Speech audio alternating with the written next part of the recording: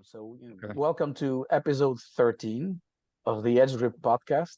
And with us today is the one and only industry giant and champion maker, Chuck Graves. Chuck, thank you so much for being with us today and taking the time. Yeah, thank you, Thanks, Chuck. thanks, Nabil. Yeah, thank you, Gal. And Chuck, your nickname is the King of Willow, and you have to be really fast around Willow Springs and win enough races to get that nickname. How'd you get that nickname? Yeah, I don't know. I think they gave me that nickname because maybe they thought they could beat me everywhere else. But that really was my my it was my backyard, my stomping ground, and it was really the place that I built my riding career and I built my company at Willow Springs. That was the track that you could go to twice a month. We had AFM, and we had what was called ARRA, which later became WSMC, and it was embraced by the owner, Bill Hugh, who lot back into the sport. It was close to the manufacturers in their backyard, and because it was fast, it was important. And this was all during the era of building new super sports bikes. Bikes were coming from being naked bikes to being fairing bikes and to look like road race bikes and perform like road race bikes. And the manufacturers would every year were amping up to be better. And at that time, the motorcycles hadn't outgrown the racetracks as far as performance. And Willow Springs being one of the fastest racetracks in the country, you could truly see the performance of the motorcycle over the others. And so it was the hotbed for where things were happening. And so I did a lot of riding at Willow Springs, and I won a lot of races. And I guess that name just stuck after some period of time. You broke the That's lap impressive. record. Yeah, you broke the lap record. What bike did you use, and what was it when you broke it? I did it on a number of occasions, but it was with the first time we did that was with a GSXR 750 that we shoehorned a GSXR 1100 motor in the frame. And it was a hopped up 1100 motor. They called them 1100s. I think it was a 1098. And, back then a set of flat slides and a big bore and some camshafts would really make a bike rock. So, Bill Hugh had an idea that he didn't care about anything except how fast can a motorcycle get around my racetrack. And so Bill created this thing called Formula USA, right? And this was before it went national.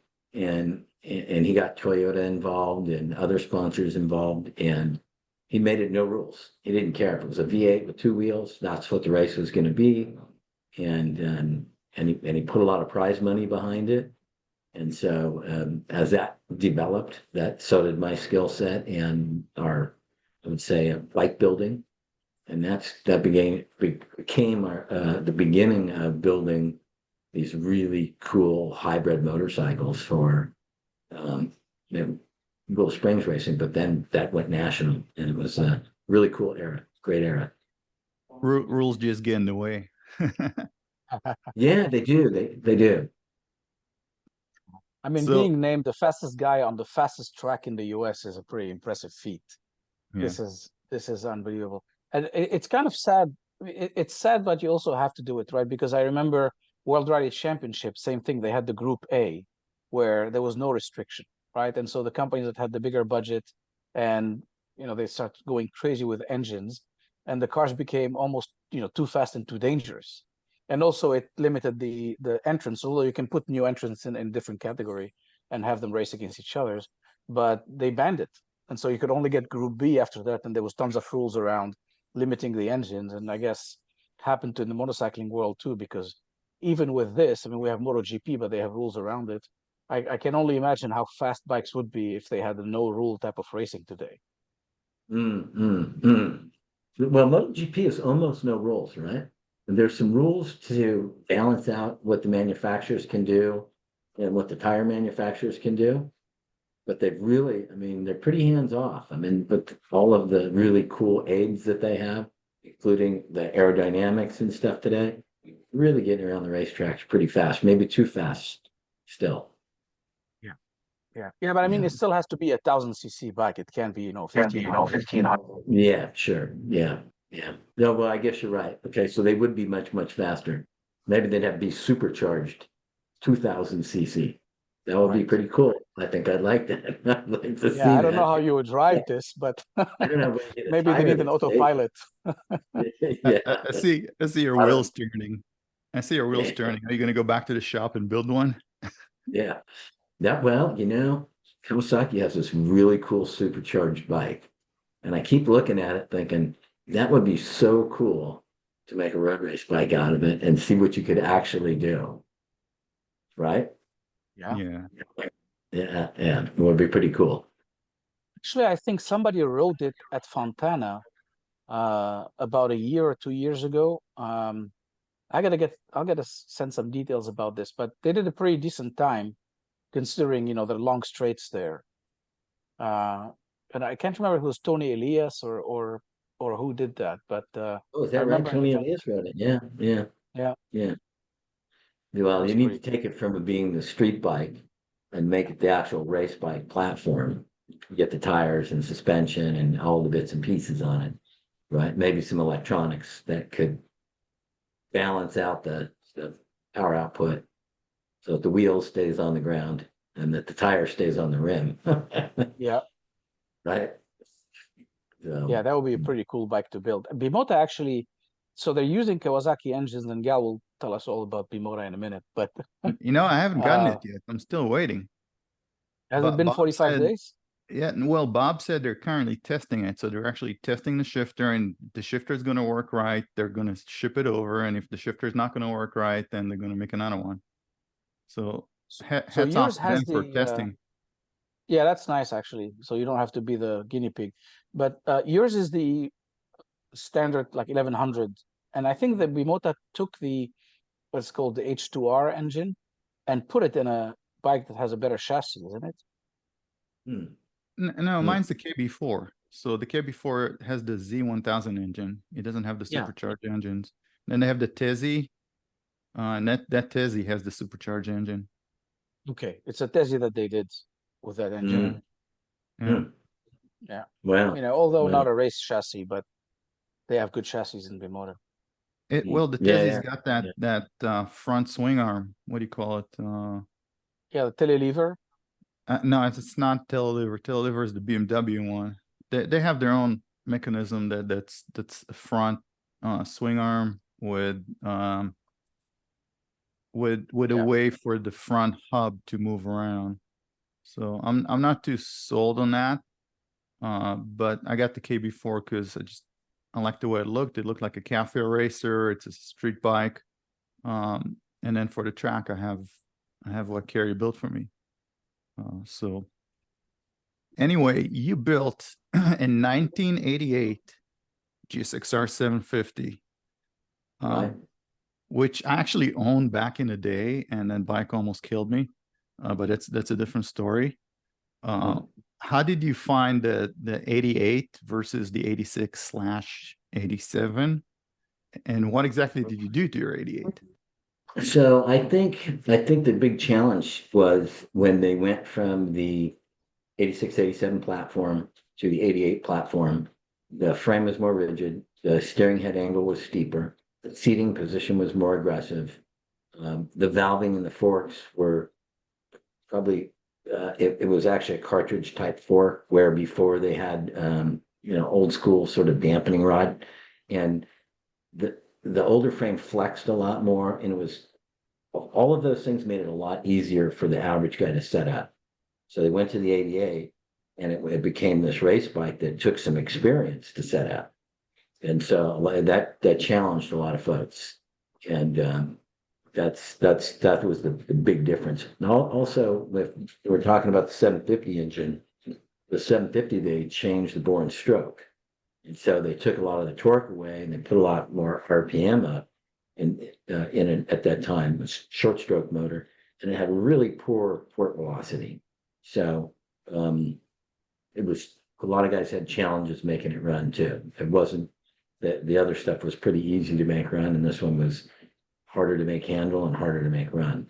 And so I think that hurt him a little bit in that transition, right? The 1100, I want to say the 1100. Did it change in 88? Or was that 89 that it 89. changed? So 89, Yeah, they they went waited to to the one 89, that had, looked like the 750 and I think 143 horsepower engine Yeah. stock. Yeah, and I think I believe we used the 87 motor. They were big bored into the 88s. But 88 was, I think that was the first year that Formula USA went national. I can't remember. Is that right? I don't remember. It's been a long time ago. No, it might have been, yeah, and I think it was 88. I want to say it was 88, the first year that. No, maybe 89. Maybe it was 89. Anyways, yeah. So go ahead. I'm sorry. I didn't mean to get a little lost there. So what exactly did you do to it? I know my standard one had some issues that they fixed in 89.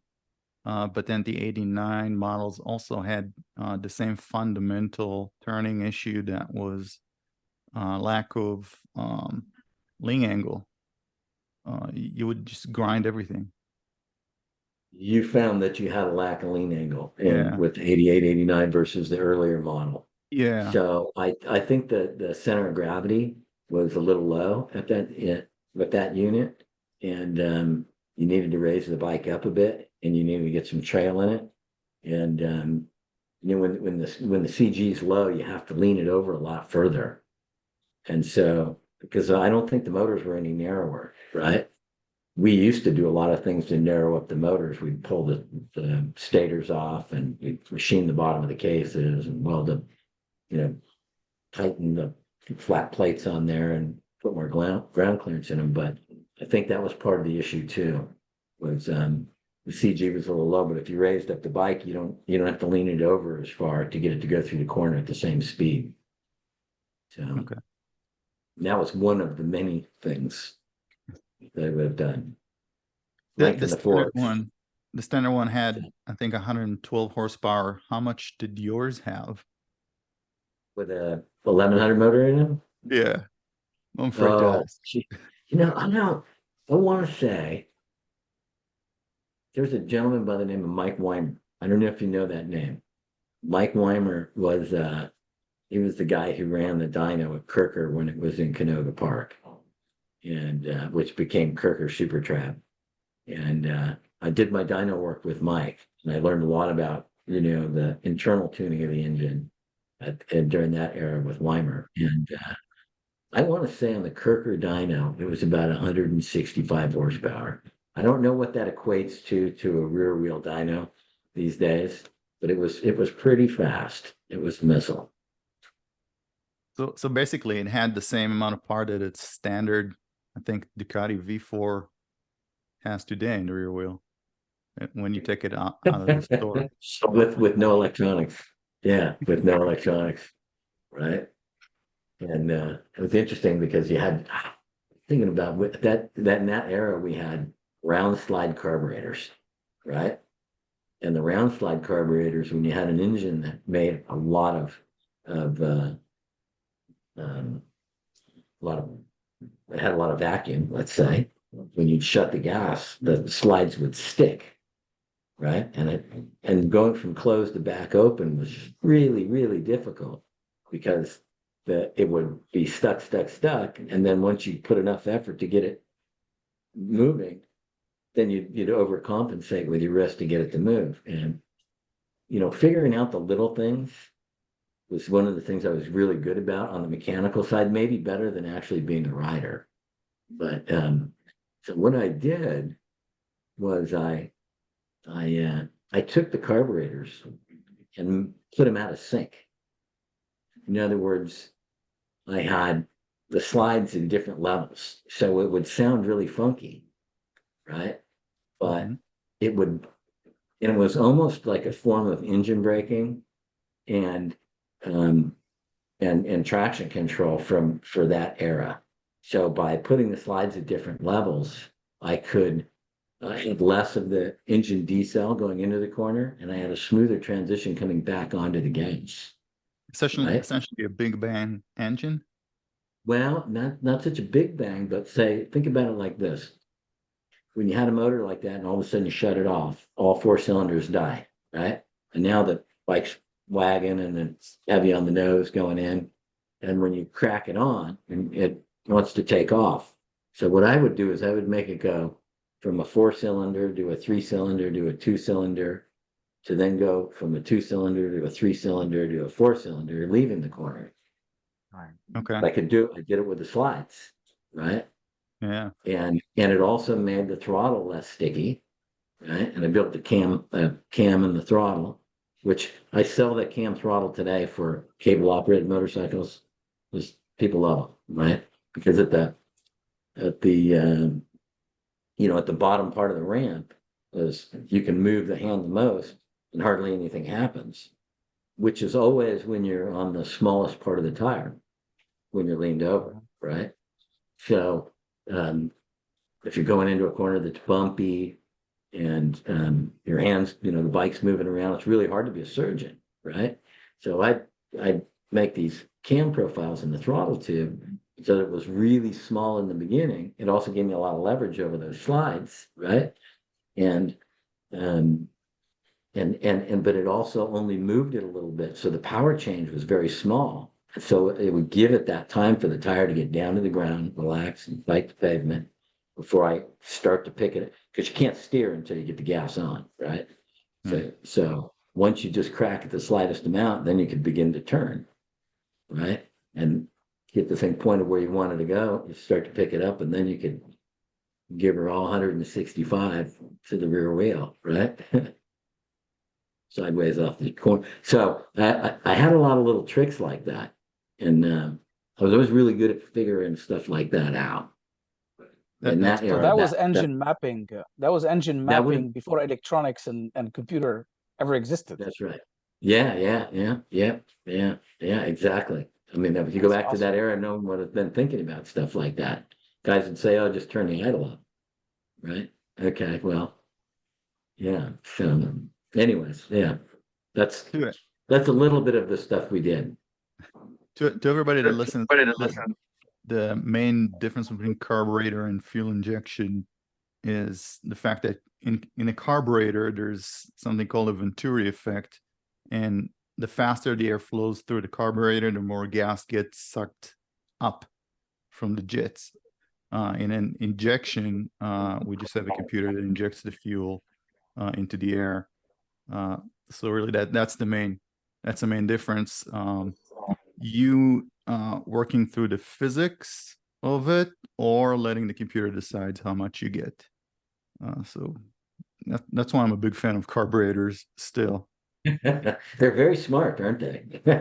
They're smart for what they are, right? But fuel injection is so much better. There's no gasoline on your hands, right? You don't have to take everything apart to make a change, right? You don't need to choke it. Right, you don't have to choke it. You can just, well, you sort of do. You set it up to do it, right? So then 89, you go national. The series Formula USA goes national, and all of a sudden you got all the big names coming up against you, and you did pretty well, didn't you? I think so. Probably it's probably too smart for myself. In other words, probably could have done better as a rider if I had found a way to work with other people who were doing it, other tuners, right? Because they could have brought me up a lot quicker.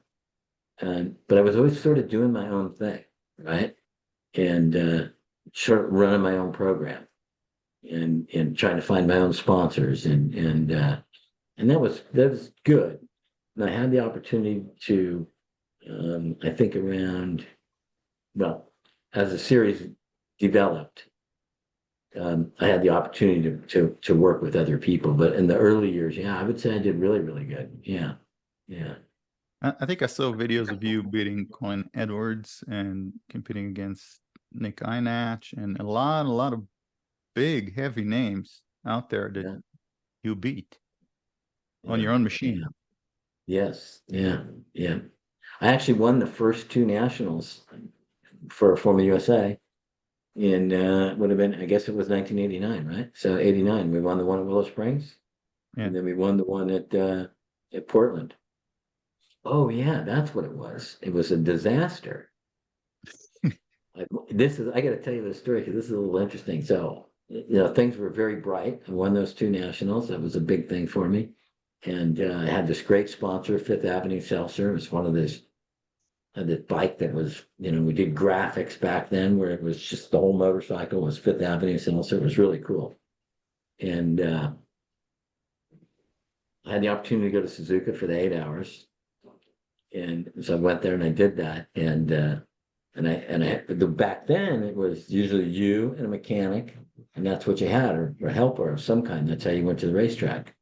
And the mechanic that I worked with, we had been friends for a few years and when I got this chance to go to Suzuka, he really wanted to go. They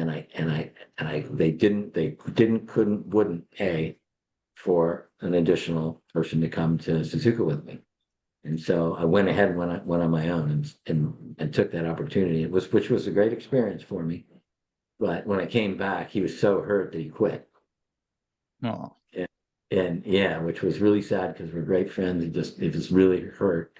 And the worst part about it is that he took the bikes completely apart, all the way, the motors, all the way to the ground. So when I got back, I had only like 4 or 5 days to get ready to go to the next national. And now I really don't have an established person to work with, but I was a good mechanic. So I had to put them back together myself. And so in that era, my backup bike was a 750 super sport bike. So you could make contingency money on that and use it as a backup if something happened to your primary bike. So I got them both back together. And I got a 16-year-old kid to come with me. I was 20 or 21, or I don't remember what age I was at the time. But so we set out a day late, and I had no sleep for 2 days, putting the bikes back together. And we were driving. We were going to have to drive day and night, and we were still going to be late for the first practice. Right? That's what we figured. And he fell asleep at the wheel in Winslow, Arizona. Totaled out the truck, totaled out the trailer, both motorcycles, everything scattered across the desert. Right. So in the middle of the night, I wake up and it's like everything is just scattered. Done. That was the end of the program. So we went home. Managed to get what junk was left over, and I had a job at the local Suzuki dealership as a mechanic when I wasn't off racing, and so I just went back to work and licked my wounds and figured I'd try it again the next year. that's Kind the of ended story of my racing. yeah, it was a tough deal for me. Yeah, Pretty much because everything I had built and owned was tied up in that truck and trailer and those bikes. And so it was I still had my toolbox, right? That's all I you still need. have my toolbox at the dealer, right? So I got back to work and ground it out again. And it turned out it was worth it. Oh Grinding yeah, out. yeah. I wouldn't change a thing. I wouldn't change a thing. I've loved every moment of the highs and the lows, right? Yeah. Right. That's what builds your character, right? Yeah. It's not about really how you come back up really that matters. Right? Exactly. Yeah. Yeah. and the going Tell gets tough, no doubt. us about Big Papa, the legendary Big Papa. So, well, you got to remember the Big Papa thing comes from Yoshimura, right? That was really Yosh did some stuff, and Yoshimura had built these 750 1100s as well, right? I think that I don't know. I'm not going to claim who did it first, right? But so after that era, or at least that 89 and 90, I got some support from Burt's Motorcycle Mall. They loaned me a couple of bikes, and I just focused on earning money at Willow Springs, right? And so I got what 600, 750, 1100. And the deal I'd make is I'll give you back the bike at the end of the year. We'll sell them, and we'll split whatever profit is in it. And I'd get the sponsors to help with the parts. And so that went really well in 90. And then at the end of 90, Yoshimura offered me for 91 to ride their bike at Willow Springs. And they allowed me to build my bike over in their shop. So I had now established a new mechanic and I that worked together, a guy by the name of Martin. We built up the bikes in the program again, and we would go down to Yosh. We'd drive from the valley to Yoshimura, and that's where we would build the bikes. And I'd do the engines and he'd do the chassis stuff. And so I got the opportunity to ride Yoshimura's bike at the next Formula USA at Willow Springs that year, which was Big Papa. And that would have been the first year that Kenny Roberts brought the 500 Grand Prix bikes. And so during that era, the super sports and Superbike and Formula USA, there was AMA Pro, which was beginning to do well, but Formula USA really brought television back to the United States road racing scene. The AMA was defunct, and they looked and said, what is Formula USA doing? And the teams and money started to gravitate that direction. They had to fix it somehow. And they did their things over at the AMA, but there was also rival teams looking for a budget. So John Ulrich at that time was running an endurance team in Wira, and he was one of the big dogs in the Formula USA series. And then, and with Suzuki budget, and over in the AMA Pro Racing was Yoshimura, and they did Superbike and Super Sport with Suzuki budget. And I was working over at Yosh building these bikes, and then taking that equipment and knowledge base over to the Formula USA and beating up on the Valvoline Suzukis and we beat them up good, right? And then they just, because it was really just our bikes and the 500 Grand Prix bikes in that era. And so it was a really successful year, a great year, had a great time. And so that's the Big Papa story. The end of the Big Papa story goes that at the end of 1991, we had a great season, and Yoshimura had said, hey, look, we want to do this again. It was fantastic. We loved it. And so we planned to do it. But about 30 days before the first race, they called up and said, hey, we're not going to be able to do this again. And, I thought, this is very odd. I've had a great relationship with these guys. Why would they want to just stop this all of a sudden? And I couldn't figure it out. And so I had to bring the equipment back that we had borrowed from him. And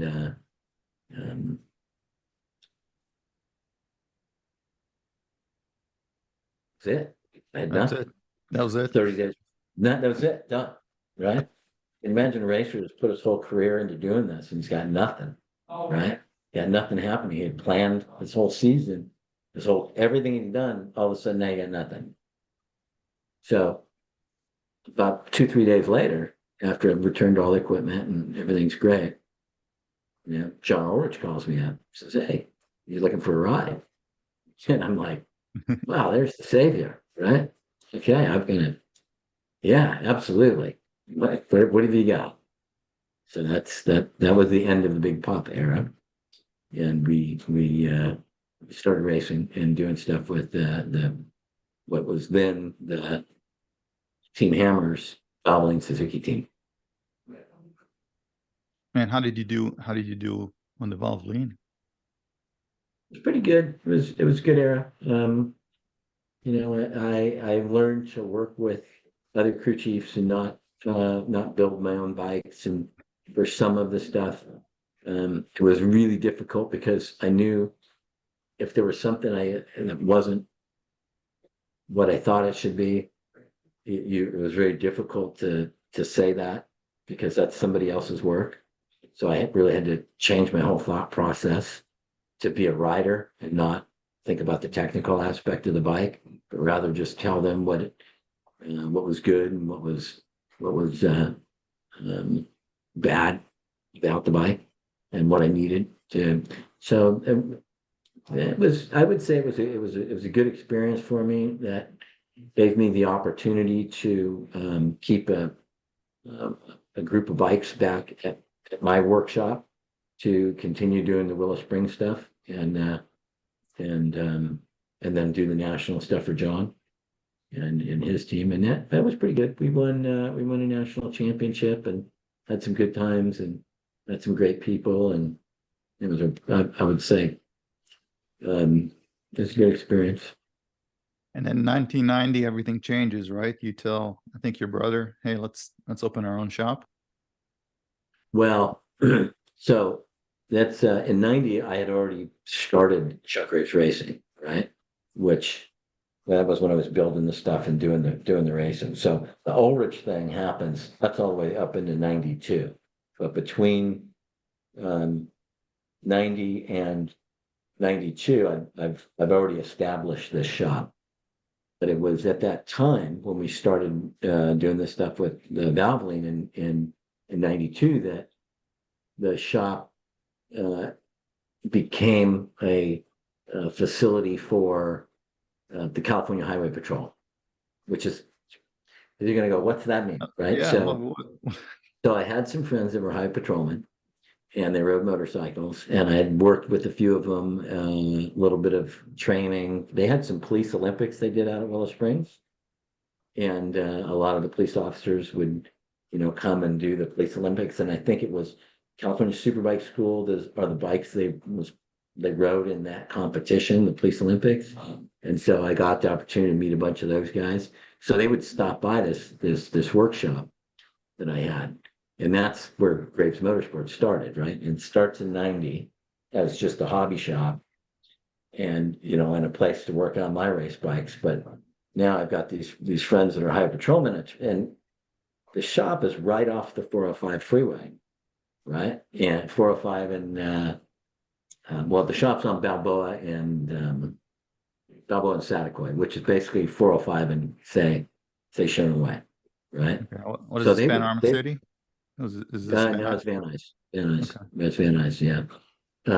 And so it was actually the shop was right. I don't know if you know that by the name of Matsu. There was a guy by the name of Matsu who worked with Yoshimura, and he had his own shop called Escargot, like a snail. And when I was a kid, I would ride my bicycle over there and watch this guy hand make pipes. This is before Yoshimura became who they were. He would fill these pipes with sand and weld them shut, and then hand bend and heat them.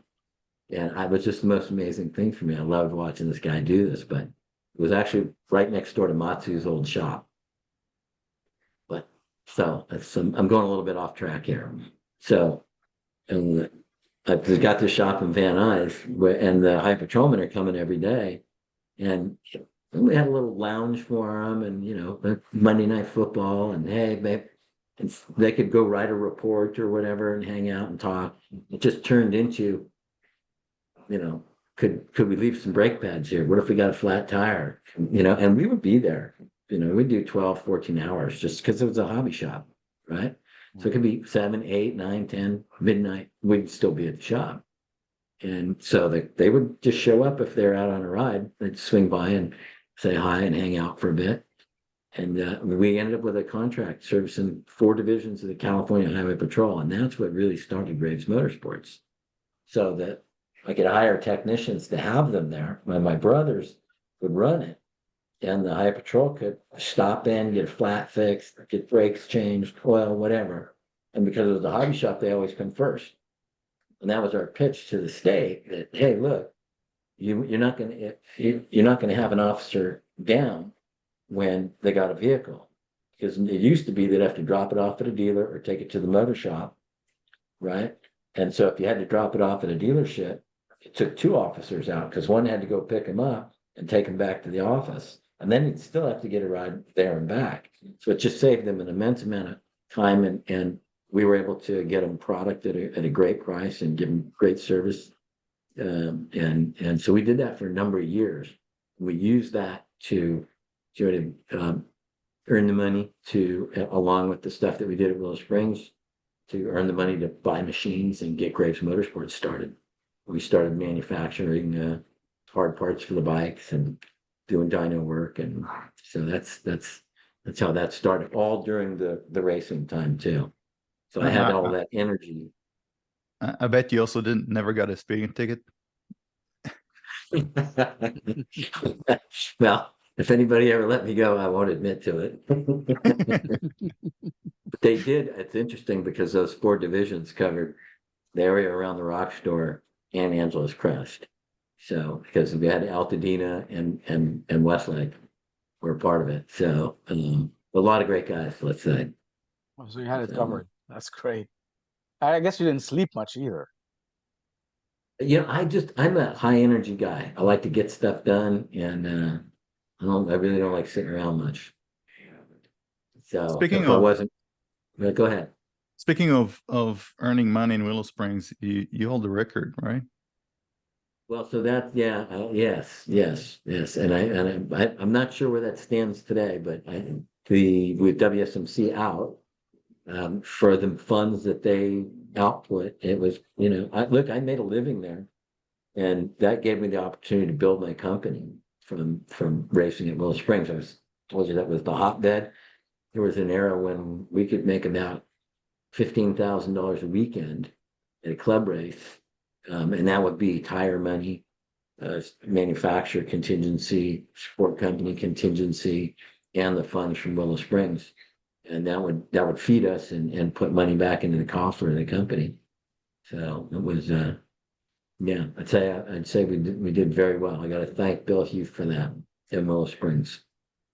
So the stats I saw was it's a statement that was issued in 2003. So obviously not the end of your reign there, but it was about $100,000 made just with WSMC contingency money. Right. And my record stands on minus 30,000 over there. Yeah. So I that's paid good. and you got paid. Well, that's what you spent was 30,000. Oh, okay. Well, that you got off cheap, huh? Yeah, and in today's money, that's like $1 million, right? With inflation. Yeah.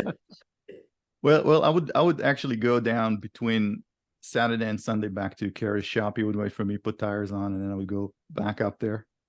But yeah, I'm not good at racing. So That's Chuck, okay, how do you dude. manage a racing career at the same time as running a shop and building parts? I mean, that's like 3 jobs for 3 humans, and you did it all yourself.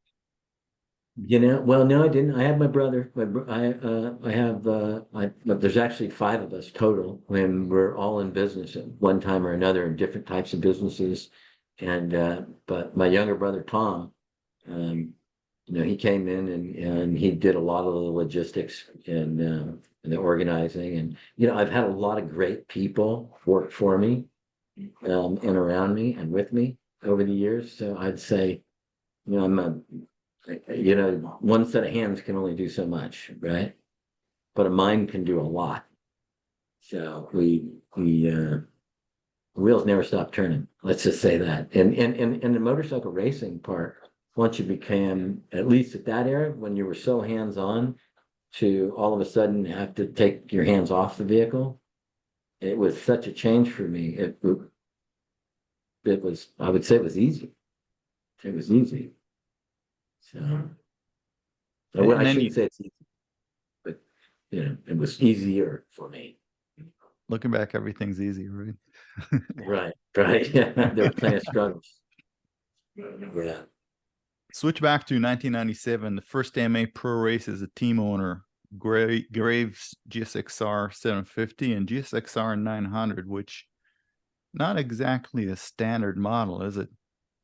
No, and so you mentioned, you'd asked about that 900. So that was really GSXR 750. And they came out with a motorcycle called an RF 900, which used a lot of similar internal engine parts as the GSXR 750. Right. So I took the GSXR 750 chassis and the superbike transmission and camshafts and the bits and pieces and intermixed all those to make a GSXR 900, which was just a missile. And we reset the lap record at Willow Springs with that bike. It was a great bike. Back even all the way back in that era, we had carbon fiber gas tank. It was about 312 pounds, I think, the bike. Wow. Very light.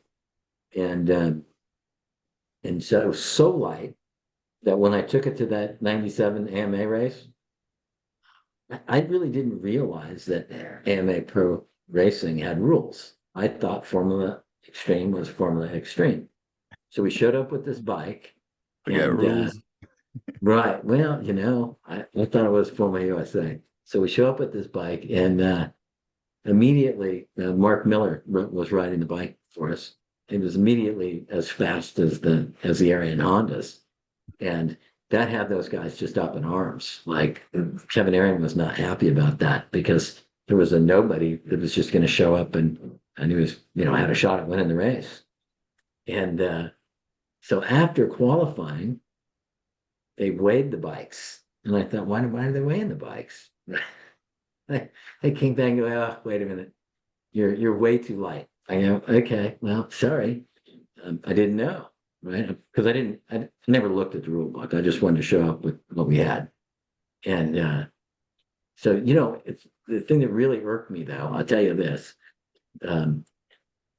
is that they disqualified us from qualifying. I said, okay, so we get to start in the back of the grid and we'll add some weight to the bike. They go, no, you don't get to start. I'm like, well, why can't we just put the weight on? No, you don't get a provisional start. And for me, that was really kind of odd, right? But it's okay. I licked my wounds. We went home, backed it up, and then I got a phone call from Tom Houseworth, right? And Tom Houseworth was running the Yamaha road racing team at the time, and Tom Houseworth was he was actually a crew chief of mine at the Valvoline Suzuki team in one of the years. I want to say the year actually we won the national championship, right? In '93, we won Formula USA, and Tom was the crew chief, and he built all my GSXR 600, 750, and 1100s for the Suzuki Cup races. And he said, hey, look, and he and I, we'd had a relationship because when he built the bikes, he didn't, he did everything. And he always thought it was kind of odd. Even the bikes that I use out of Willow Springs, I'd ask him to build. He goes, but I had a shop and I was building my own engines. And he'd always say, why are you having me build them when you can do it yourself? Like, Tom, you're the guy, it's your job, you do your thing, but I got to stay busy. So that's why I do it, right? So,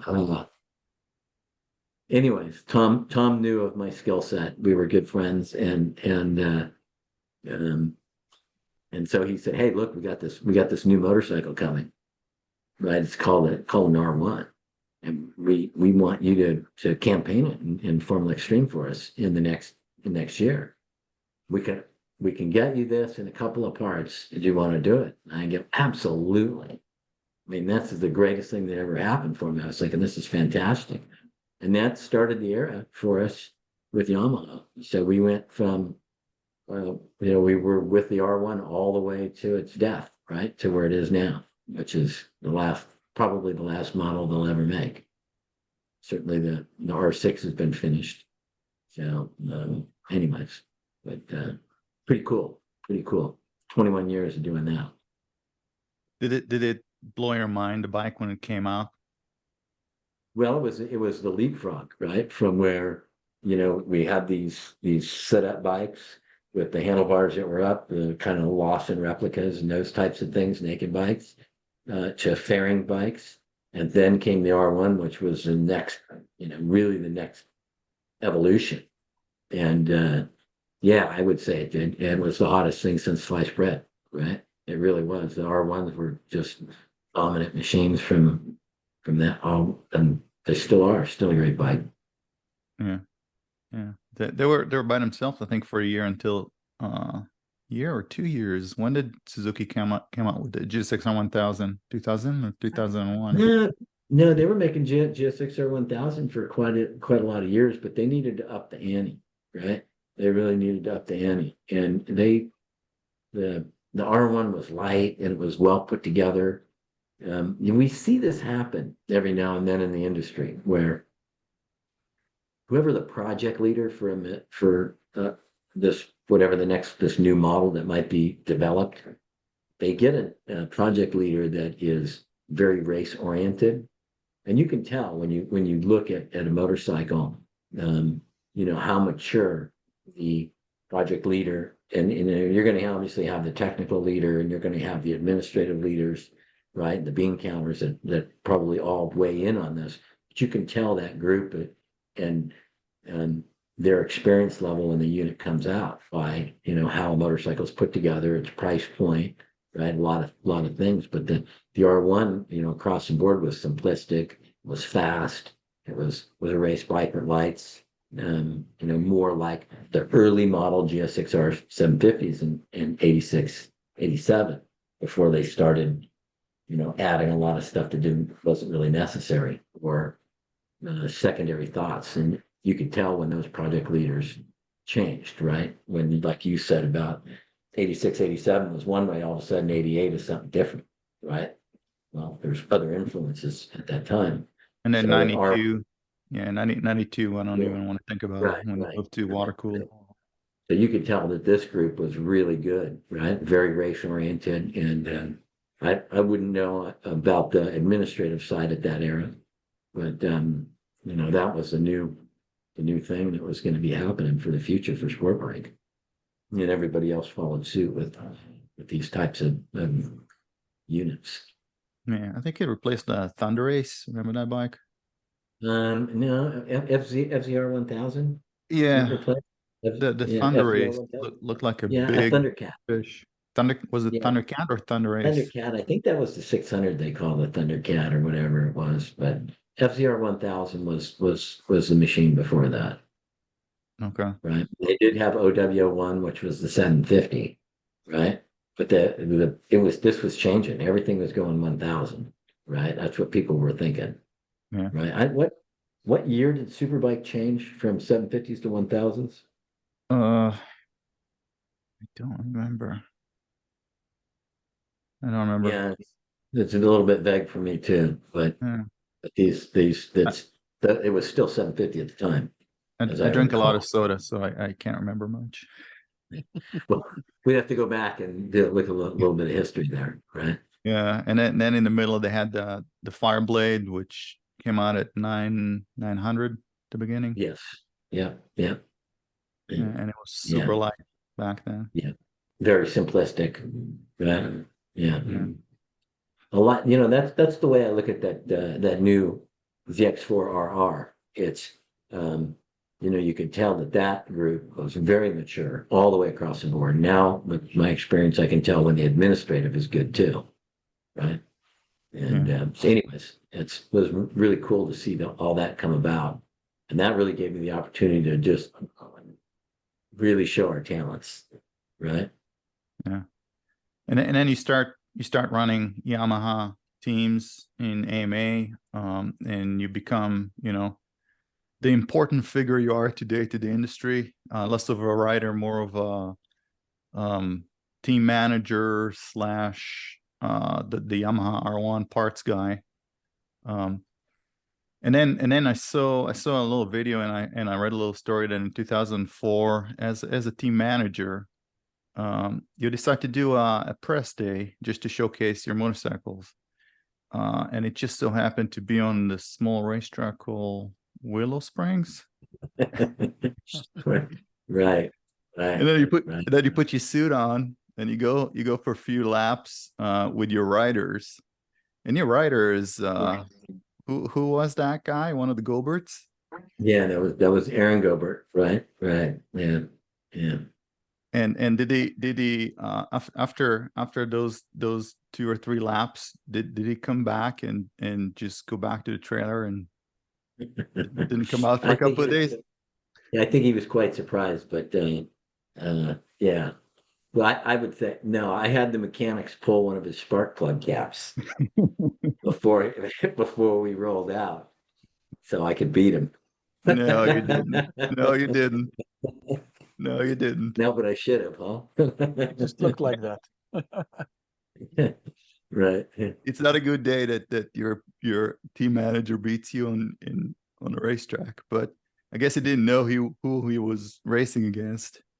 He did, but he hadn't ridden with me before. Were there journalists there that were like, "Whoa, wait a minute"? Yeah, there was quite a few guys there. I don't remember all of the shenanigans that went along with it, but Aaron's a great guy, and I have to tell you, it was one of the guys I was really close to as a rider. Right, it was really a lot of fun, and yeah, just a good experience, great experience with him. For you. Okay, so the next bullet point is Graves owned the title of being the only person to ever had a bike banned from the AMA. Tell me about that. I mean, you have a history of combining motorcycles together, GSXR 1000, 1100 to 750 to 900. This one was an R1 / an R7. So how did that idea come about, and what do you do to that bike? So this was, I would say the peak of the builder era for super bikes and 1000cc motorcycles in America. Yamaha, they were still racing super bikes. They were 750s. They had an R7, which had a lot of really cool bits and pieces on it.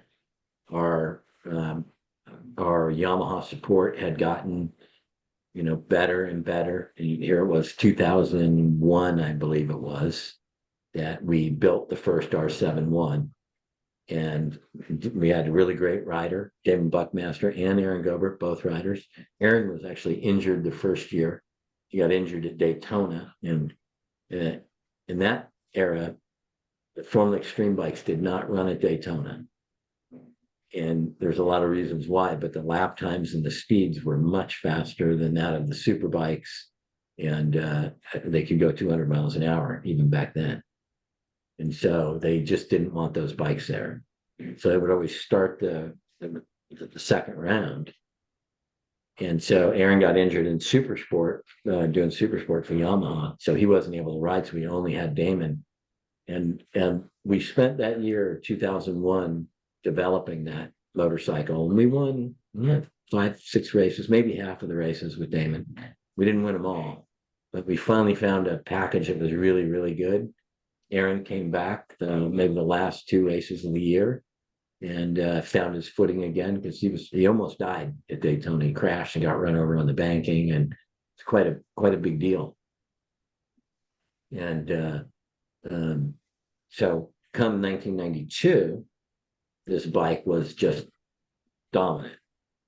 And the AMA, when we set out to build this bike, we went with Yamaha to the AMA and said, okay, this is what we're going to do. This is what we're going to build.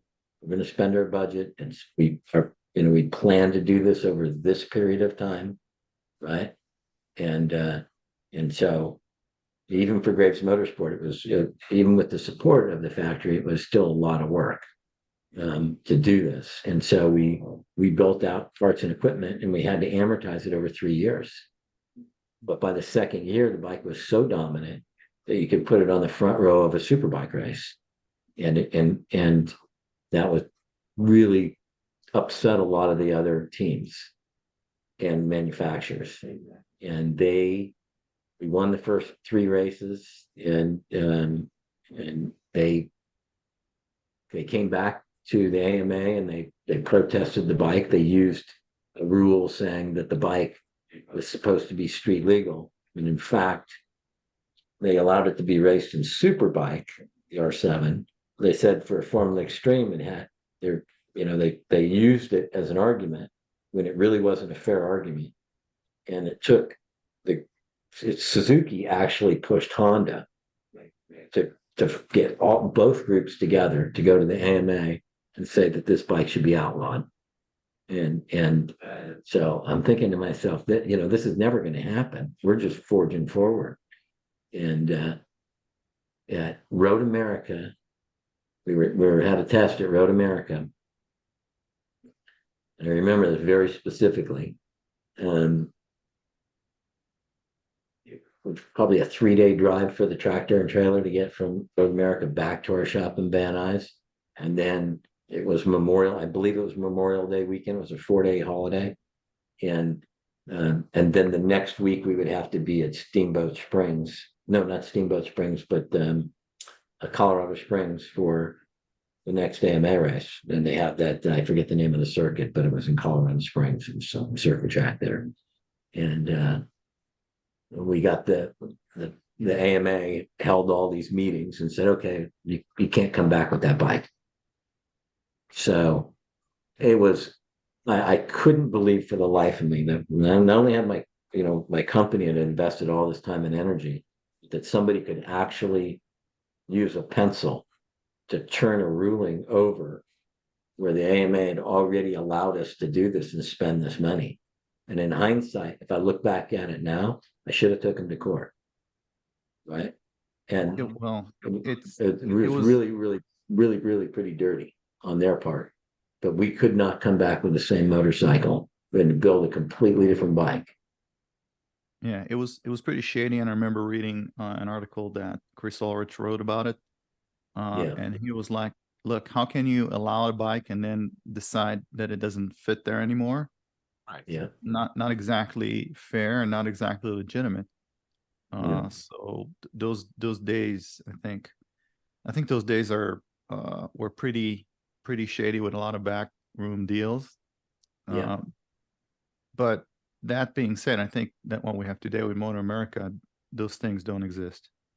So as far as I know. I don't think the politics are any different, to be honest. Really? It's just a different set of politics, right? It's racing it's a really, really tough business, and there's a lot of money on the line, and it doesn't. I haven't seen an era yet where there isn't some stuff that doesn't really make a lot of sense.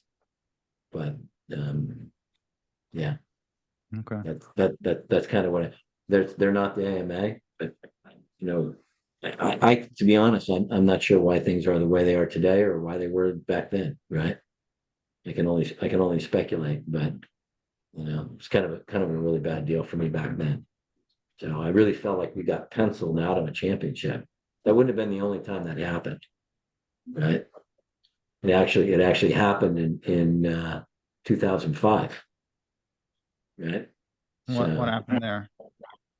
So we won the championship in 2004 for the Formula USA.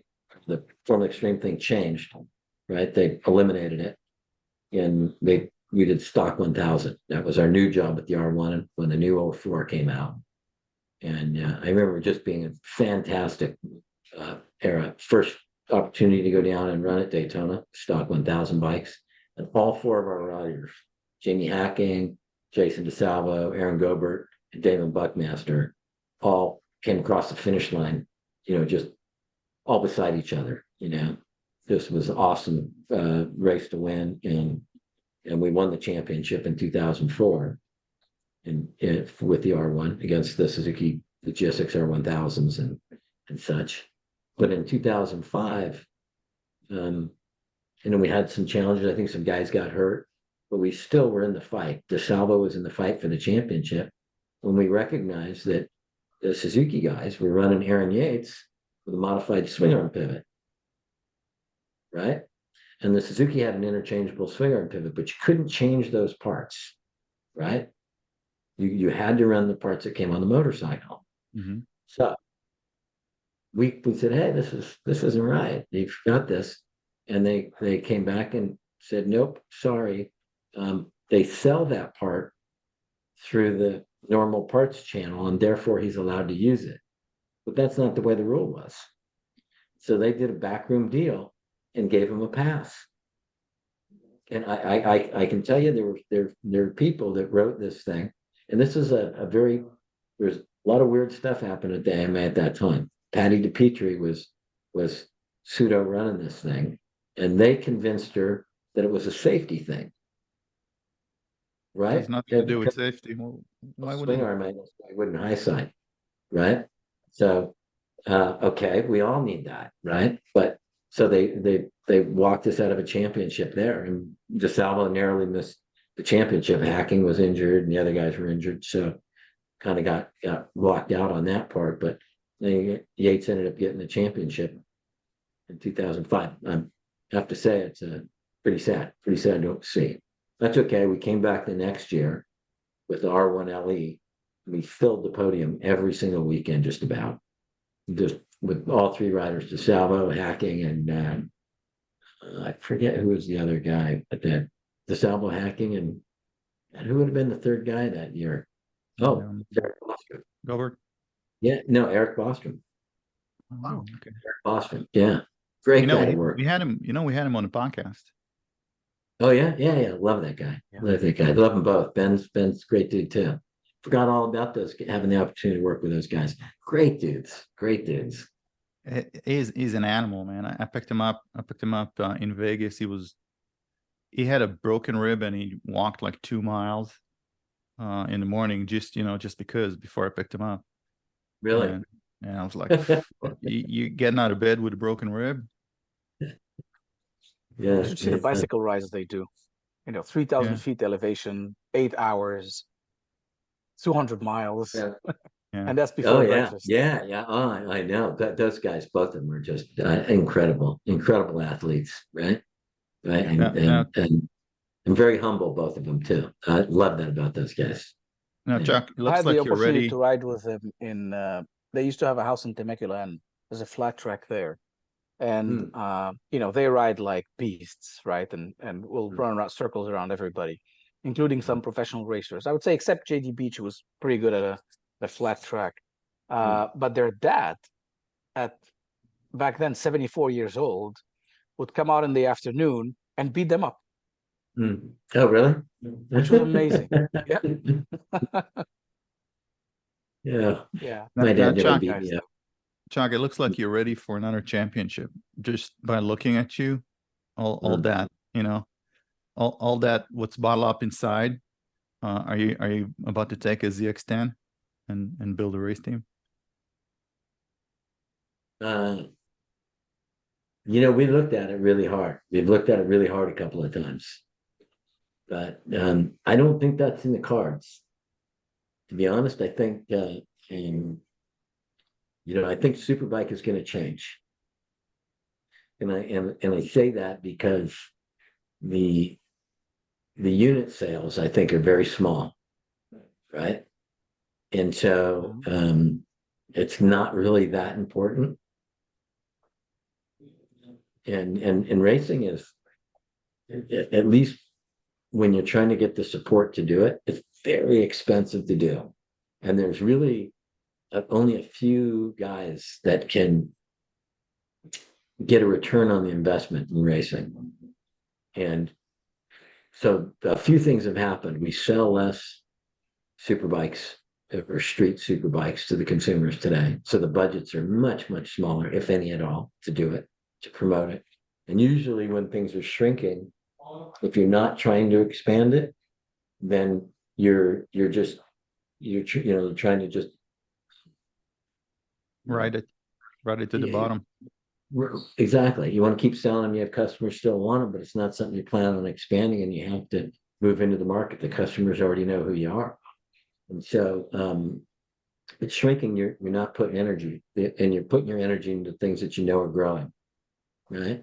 And so if we couple that with, that takes the motorcycle manufacturer out of the game. A big part of motorcycle racing in the era that I did this was the tire manufacturer. And the tire manufacturer on average sells probably 10 sets of tires per motorcycle, which so their profit from the sale of a motorcycle is pretty high. And so they want to build a customer base that continues to come back and buy that consumable, and they're reasonably expensive. So that's the next guy who stands to benefit the most. But that's in racing, that doesn't exist anymore, right? Everything's spec. So there's no support there either. And I would say that the organizations have driven the racing more towards an entertainment package where it's about the rider and not about the machine. In other words, with spec stuff and with balancing, and when you do that, it makes what we do less important. In other words, guys like me, right? If I work hard, you're gonna slow my bike down somewhere, right? So, and the guy who doesn't work hard gets concessions, right? Because that doesn't win. So, you make what we do unimportant, and therefore it has no value to us, or much less value. And so we take that whole part out of it. So now where do we actually draw from to get a return on the investment of what it costs to do this? To go do a superbike program today, to start it up and pay everybody as a professional team, probably talking $6.5 million to get it up and going for the first year, right? And inflation is here to stay. It's not going to get any cheaper, right? So I would say that's not going to happen. We've looked really hard at it. We've had some folks that have got a lot of energy and want to do it, but to put it all together and put something together that says it's at least a 3-year program, because that's what it takes, right? To come in and do this and make it right and have it professional. And I haven't found that right group of partners that's ready to spend that kind of money with the type of return that we're going to get from it. So I'd say that's probably not going to happen. We looked at it really hard, and we try every year, but the deadline for me is in June or July, right, for the following year, because that's the time frame it takes to actually get prepared and do it, and bring all the partners together. So we'll continue to look at it, but I think Superbike's got some big challenges. The funding from at least for the Japanese manufacturers, and here in the United States, or probably all the manufacturers, I really don't see them having the budgets to spend, right? And so I don't think that's going to be. I think most of their money is spent in MotoGP and World Superbike, and so most of that road race money, even though we sell a lot of motorcycles, we're the biggest market by dollars. We see the money is being spent in some other places, right? So, and I think they're struggling too, right? Maybe not MotoGP, but maybe some teams in MotoGP are struggling, but I think World Superbike, they're probably struggling too. So I think that's going to be really a difficult lift, and it's sad to see, right? But America's got the lion's share of the budget for off-road racing, and they should. 85% of all the motorcycles, off-road motorcycles, are sold here, right? So we should have the money to go racing, right? We should have the money to go sport bike racing too, but it's still, again, this thing has to be about selling motorcycles, right? It can't be about racing. And so if it's about good racing or balanced racing, why would you do it? You want to go prove, like when we started the conversation, we were talking about how this thing got built from the beginning, and the manufacturers were really pushing to prove their bikes were dominant ones out of Willow Springs way back in that era. That's still what they want today. But if they spend that money and do that, and then you take away their opportunity when they do well, I mean, no businessman would do that, right? But I won't, right? I'm happy to come and entertain, and I love motorcycle racing and being involved, but it's got to make sense too. Yeah. So I don't understand a little bit what the different approaches of different manufacturers. So yes, in general, bike sales have slowed down, but then you see Ducati, for example, doubling down on super bikes, and even their 800s that are now in 50s and almost 1,000. There's no mid-size bike. You know, Suzuki and others are still in the 600. The Yamaha pulled out of the 600. You mentioned something earlier about the R1. I don't know what's happening there, but it sounds like it was something that may be ending. So it seems like different companies have making different bets on the market and where the market's going. And understanding some are going smaller displacement size, which seems to make sense to me. Kawasaki is still doing the entire range. It doesn't seem like what you're saying is the liter bikes not doing that well.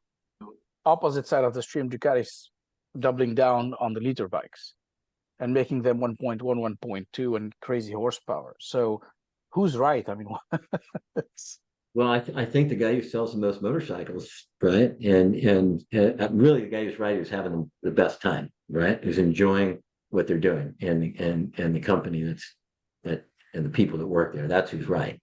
But if we want to talk about, you know, who's number one or who's selling the most, or, you know, when it comes to racing, who's right? Well, you know, if I was to look at the teams in the paddock and look where their budgets are coming from, right, we're going to see they're coming from individuals. I think, right, and I think Yamaha still has a little bit of money in there, and Suzuki's got a little bit of money, but it isn't really the type of money that it takes to do it, right? So I think everybody's really struggling. And I think there's a few philanthropists that are putting money in. The Ducati of New York guy, I think, pays for the Ducati that Josh Herrin rides.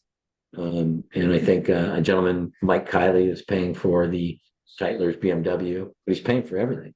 Like, writing the check for it all. They're buying the parts, right? Mm-hmm.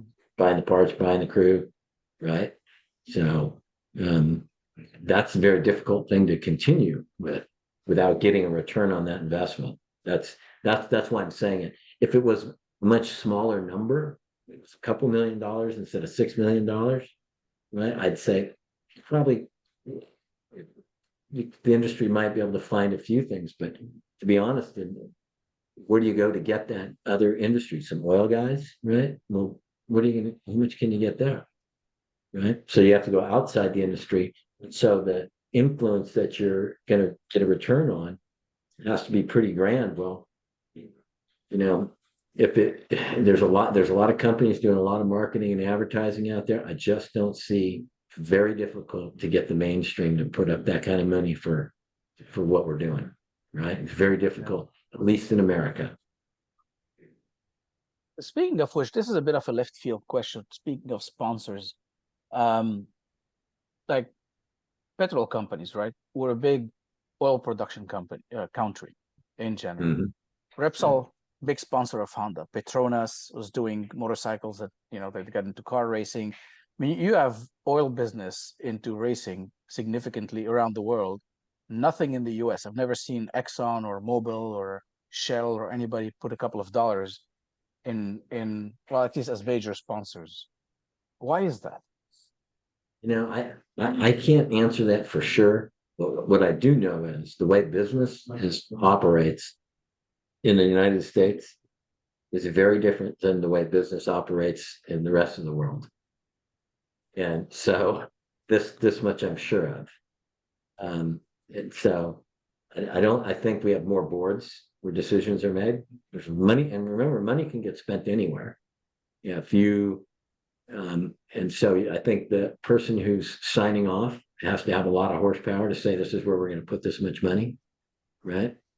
And I think in a lot of places, maybe they have guys where the power is consolidated.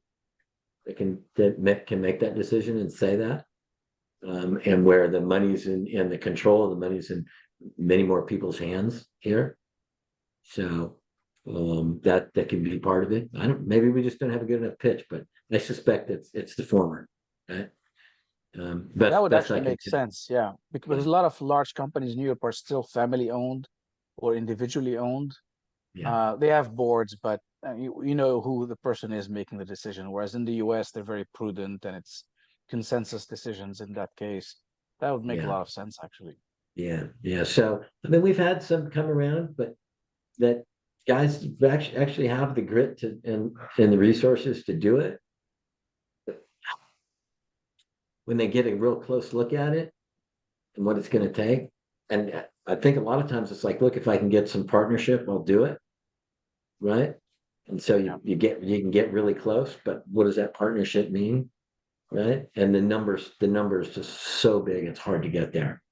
So, I think I think motorcycle road racing in America still has life in it, right? I just don't know that it'll be in the form of superbike, right? Mhm. I mean, it's really great. I just don't think we get the numbers, right? I don't think we get the numbers. That's my concern, and I think they've been struggling to get a good sized grid, and I think you got to have the manufacturers back in, but I don't think you're going to get them back in when you have balanced racing. That's what I think. They need to be able to prove that their product is the best, right? Or at least have that opportunity. And I think that's the big challenge we have right now. That's interesting because car racing, that still works, right? People who owns McLarens and Ferraris and Aston Martins are chatting after every F1 race and going like, my car is better than yours, type of discussions. But it doesn't seem to be happening in motorcycling the same way. You know Well, why? It's because people that are young and have that kind of disposable income from crypto or whatnot, they'll buy a McLaren or a Ferrari and they'll advertise it, but they're not going to buy a motorcycle. So motorcycles are cool. It's just a question of showing how cool they are to everybody and increasing the market size. It's not about manufacturer. If you want to sell more, everybody needs to get together and show young guys or young people how cool motorcycles are. And I think that's why the decline is. Yes, we had a surge in 2020. People went off road because they wanted to get out of the house, but people that actually think motorcycles are cool and want to put 2 or 3 of them in the garage, they're still affordable. I mean, even at $20,000, it's more affordable than what cars are.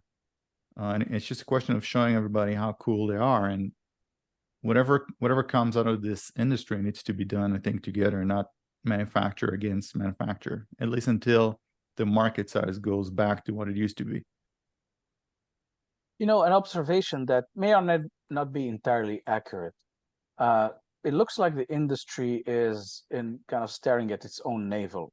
Because if I look at where, for example, motorcycle advertising happens, it happens in Road Racing Magazine. It happens in very specialized magazines that pertain to motorcycle. Very rarely do I open, let's say, a GQ or just kind of a general purpose magazine or any sort of publication or general TV where you see a motorcycle advertisement. It seems they're advertising to the same people who already have motorcycles, as opposed to try and get new people in the fold. And that's where maybe a big miss is, because people aren't getting exposed to how cool motorcycles are. I get excited sometimes when I see an ad where there's a cool person that's on a motorcycle, and you're like, okay, now we're looking cool again. But it's so rare, and that would happen to be an ad that has nothing to do with motorcycling, maybe a clothing brand. But it's super rare to look at a generic publication that targets women or targets young guys or targets older guys and actually advertises motorcycles. Well, look, think about the numbers, right? Because if we think about the numbers of people that will, females that will, or just people, let me say, I don't want to make this a gender thing, that would buy a purse, right? We got 350 million Americans that might buy a purse, right? But how many of them are going to buy a motorcycle? Let's talk about how many liter bikes they're selling. 1,000. So maybe let's just say that the total number of 1,000cc bikes, sport bikes. I don't want to wrap this into H2s, but real sport bikes, ones that are influenced by road racing, ZX10s, R1s, CBRs, Ducati Vs, RSV4s. Does it even reach 10,000 combined per year? If it does, I'm surprised. I think the number is a little bit less than that. There was just a few years back, they only sold 360 GSX-Rs, 1100s. So, to spend the money to advertise the price point, just there's no match there.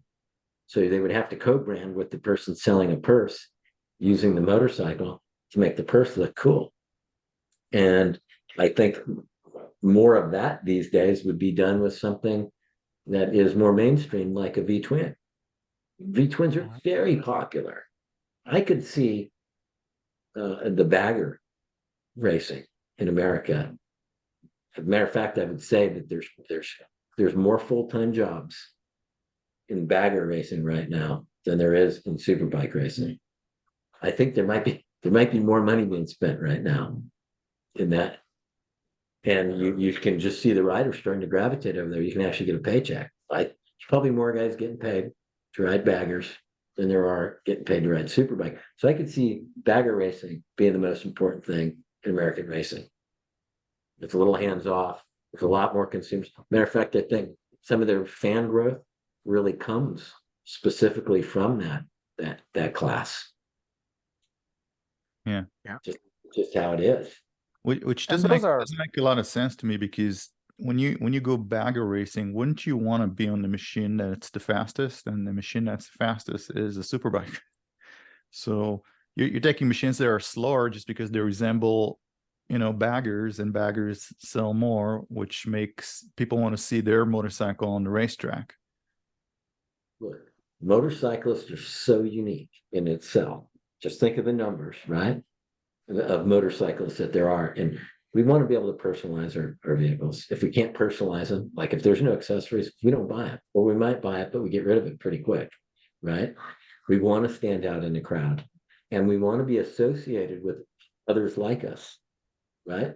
And so they're super loyal. You can walk around, you'll see guys with a tattoo, Ducati, Yamaha, Kawasaki. I mean, they choose their brand. They find their home. They tattoo it on themselves, right? Harley Davidson. And so they're just a different group. We're small, and we're a different group. And so I think we can't understand why other people can't connect, but some people look at them and they're like, that's so far from being approachable. So we have to look at it like Nabil was saying, how do you get them on the scooter, right? That's more important if we're talking about bringing new people into the fold. And like, I think that's happening. I think that's happening. It's becoming more, let's just say, approachable. We see more women riders today than we've had in the past, which is great. And so I think where the real growth is, that's why I say when we're talking about superbike, I think the real growth is in just what people want to buy. And if you talk to some of the new people coming in, they'll look over at this. Kawasaki's got a new bike called an Eliminator. It's 450 cc's. It's short. It's like a little chopper kind of thing, parallel twin. And I just love it. People look at it and they go, man, that is the coolest looking bike, right? And you go, oh. But I was saying earlier on in the conversation that we're these guys that have been around, and we've evolved into these lifeline motorcyclists that, if the bike doesn't have an IMU and 10 TC maps and 4 power modes and, engine braking and, stop all on its own. And you're like, why would you buy anything other than that, right? But these guys are just looking at, wow, that's the coolest looking thing ever. So, wow, this is fun to ride. So the industry goes through those cycles, right?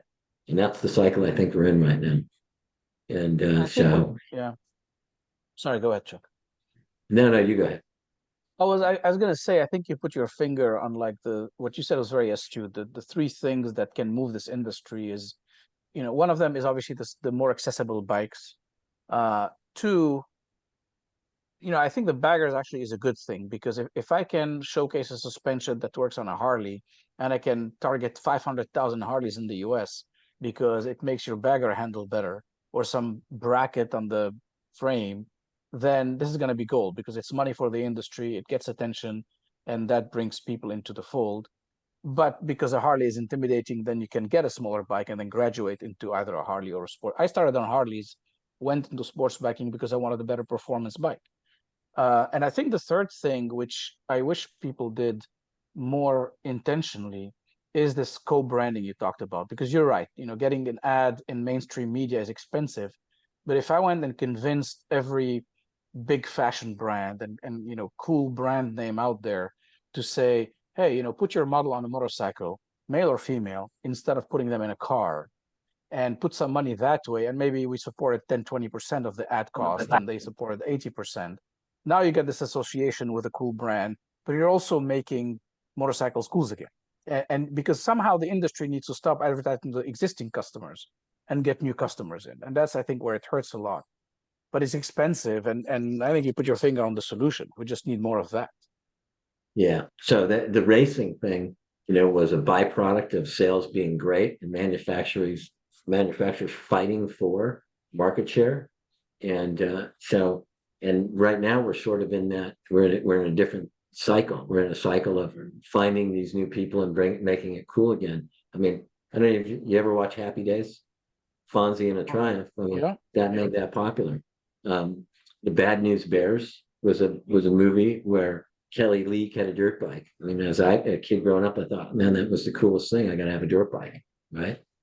And so those, Tom Cruise in Top Gun, and he puts the sport bike ninja on the map, right? And I can't think of all the different people that have come through that have done the Harley Davidson thing that have made it the bad boy image, where guys want to look and feel and have all of that type of existence of in the motorcycle industry, right? So, or should I say motorcycle experience.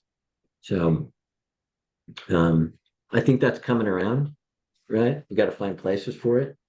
And I think it's happening, but I think these things take time. They take time. People have to grow into it. And we have to keep, and we have to keep people that started. We have to keep them in the sport or into motorcycles, and not have them, crash, break a leg or something, and just get out and sell the bike. I think we lose a lot of people because of lack of education and showing them how to ride correctly and survive. Sure.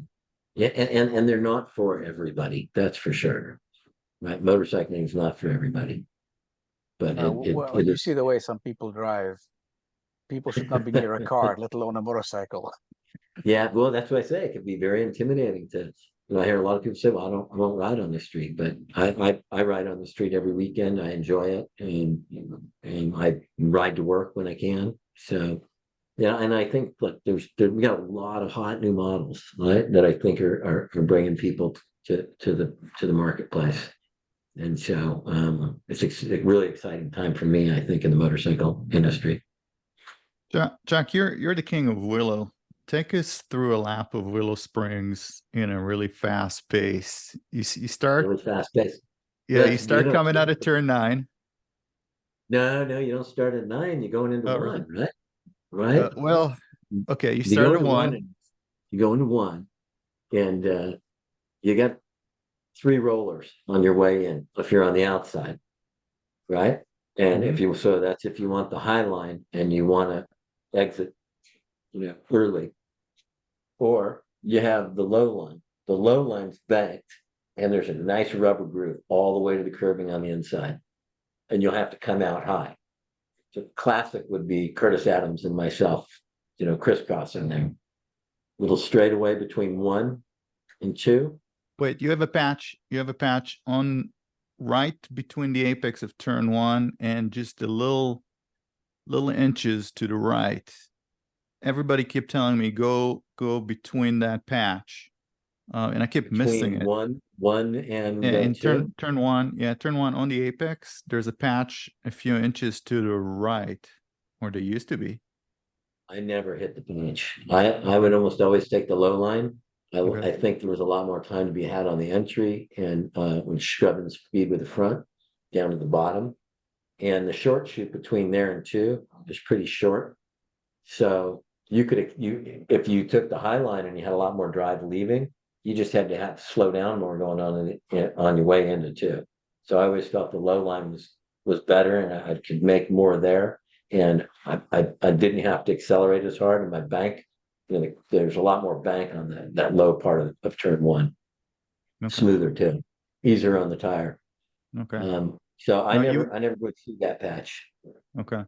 Now how would you go into turn two? Would you go at the center of the racetrack? Would you go all the Yeah. way to the left? No, I'd swing it all the way to the left. Right. So I'd let it hang all the way to the right, all the way back to the left. Look, the track's pretty wide there, but if you come all the way to the left and you then come all the way back to the right at the entry, the track's got two grooves like this and a seam in the middle, right? So you drop in at the bottom, right? And then let the speed scrub off. As you go up the hill, you lose the bank, right? And then just let it run over the top of the seam. And right just on the outside of the seam had the best grip. But if you rode the outside of the seam, you left the hole open where somebody could come under if somebody was right beside you, they could drive up, squirt up the inside. The reason why I like to cross the seam is it was a little easier on the tire and you had a better approach exiting. So it was actually more fun too, because if you left it on the inside, you had to wait to open the throttle as you crested the top on the exit. And that's where there's a patch up at the top. And it's the two seams come together and then another seam. And right as you leave there is where you could get it lit up and drive it off the top of that crest, which is the crest up, and you could really just burn the tire. Let's let it hang off to the very outside, back over to the left again as you head down the straightaway for turn three. Now, would you sometimes double apex it, or would you just hug the curb into? Well, that's kind of that would really be the double apex, right? You drop down into the bottom, let it scrub the speed off across the seam, right? And then you pull it back down tight again and run it up off the top. So that's the two apexes. Okay. Right. That was probably the most fun. That was the funnest way around the track. Right. That way is a little bit harder on the tire too. But that's okay. If it's not fun, then you could probably do just about the same lap time, just letting it run around the inside, but not nearly as exciting. Right? Okay. And turn three, you would go all the way to the right and then turn it straight in? Well, turn three, you could do the same thing. There's a groove where you could really brake low. And over the years, there was a bump involved, or on entry on that low line. So you would almost be forced to go to the high line because you'd have to brake over that bump to really scrub the speed for the entry. But so it was real. I really liked the low braking line there, and I liked it because you had to pick it up right away and turn it into four, and you couldn't use the outside of four. The outside of four had way less bank, and it was really, really bumpy. It had way less grip, so it really didn't matter trying to have a lot of exit speed out of three. It was always faster to scrub it on the inside, and it was banked. So as you scrubbed it, you'd still be slowing, and then you can flick it straight over into four and then hug the inside. That was fastest, safest way, I think, through there. The high line, you could get a little bit more speed, right? But there's a couple of rollers there too, braking rollers, and you had to kind of get up above those and turn it a little later. I think it was really a waste of time to try to go out that high. Okay. And then you would go through 4, not go too high, 4B. And then how much would you drift towards 5? Would you drift all the way to the left? Yeah, you really needed to do that. That's and the hardest thing for most people to understand is you needed to be patient, right? You needed to have the speed as you exited and the track goes away. So you have to be patient on how much throttle you give, but you also can't be stagnant on the throttle as you run down towards 5, right? And you needed to use as much of the track on the exit, and then pull it all the way back over to the right again for 5. You really needed to do that. Okay. Now, And then if you didn't, your approach leaving 7 would be compromised. Let's say that, if you wanted to carry the speed. So we can go through these, and then you'll figure out why I'm saying that. But so no, all the would way to you? the left, Yeah. 4B. No. Would you double apex on 6? No, single apex 6. Okay. And then you would Yeah. go straight up, and then So 7. you had to bring it all the way back for 5, right? So all the way back to the right, and you had to turn where the banking was going away, right? So that it was downhill, and if you waited to turn when you got into the bank, right, that's down low where you could really get some G's, you'd be rushed to get to 6. You could do it that way and scrub speed if you were in a bad position or you made a mistake, and just let it run off into the bank there. But if you could hug the inside, you had a much better approach and a much smoother track and a shorter, straighter shot over the top of 6, right? And that was always the easiest way to get over it. And it was pretty exciting to do it that way. Get patient, be inside, turn it early, and get a straight shot over 6. And then didn't matter where you were going, you could just wheelie all the way down the back straightaway. Just You mean you could wheelie? the fast motorcycle could wheelie down the back straightaway. And so that was pretty exciting. And from there, it didn't yet. So 8 was absolutely a corner there. Right? A lot of people think you just go through it, but there's absolutely a corner there. And there's high lines and low lines, but the low line is the right one. And they had rollers out there too, right? There's a couple of big rollers. And the closer you got to the inside, the smoother it was. So you try to get it over to the inside as far as you can, but you can't always make it there because the wind is blowing out there, and so it's a little bit of a safety margin too to be towards the inside, because you could miss by 3-4 feet just because the change in the gusts as you turn. Right as you turn, that would be the direction the wind would be heading. Especially in the afternoon. Yeah, especially in the afternoon. Yeah. And it was, it's gusty. It's not steady. It's gusty. So you get up over those 2 rollers, right? And you really, that's where you make big time at Willow, is not rolling off as you head in there. And that takes a lot of foresight, right? As to where you're going to be, because you're really moving when you get there.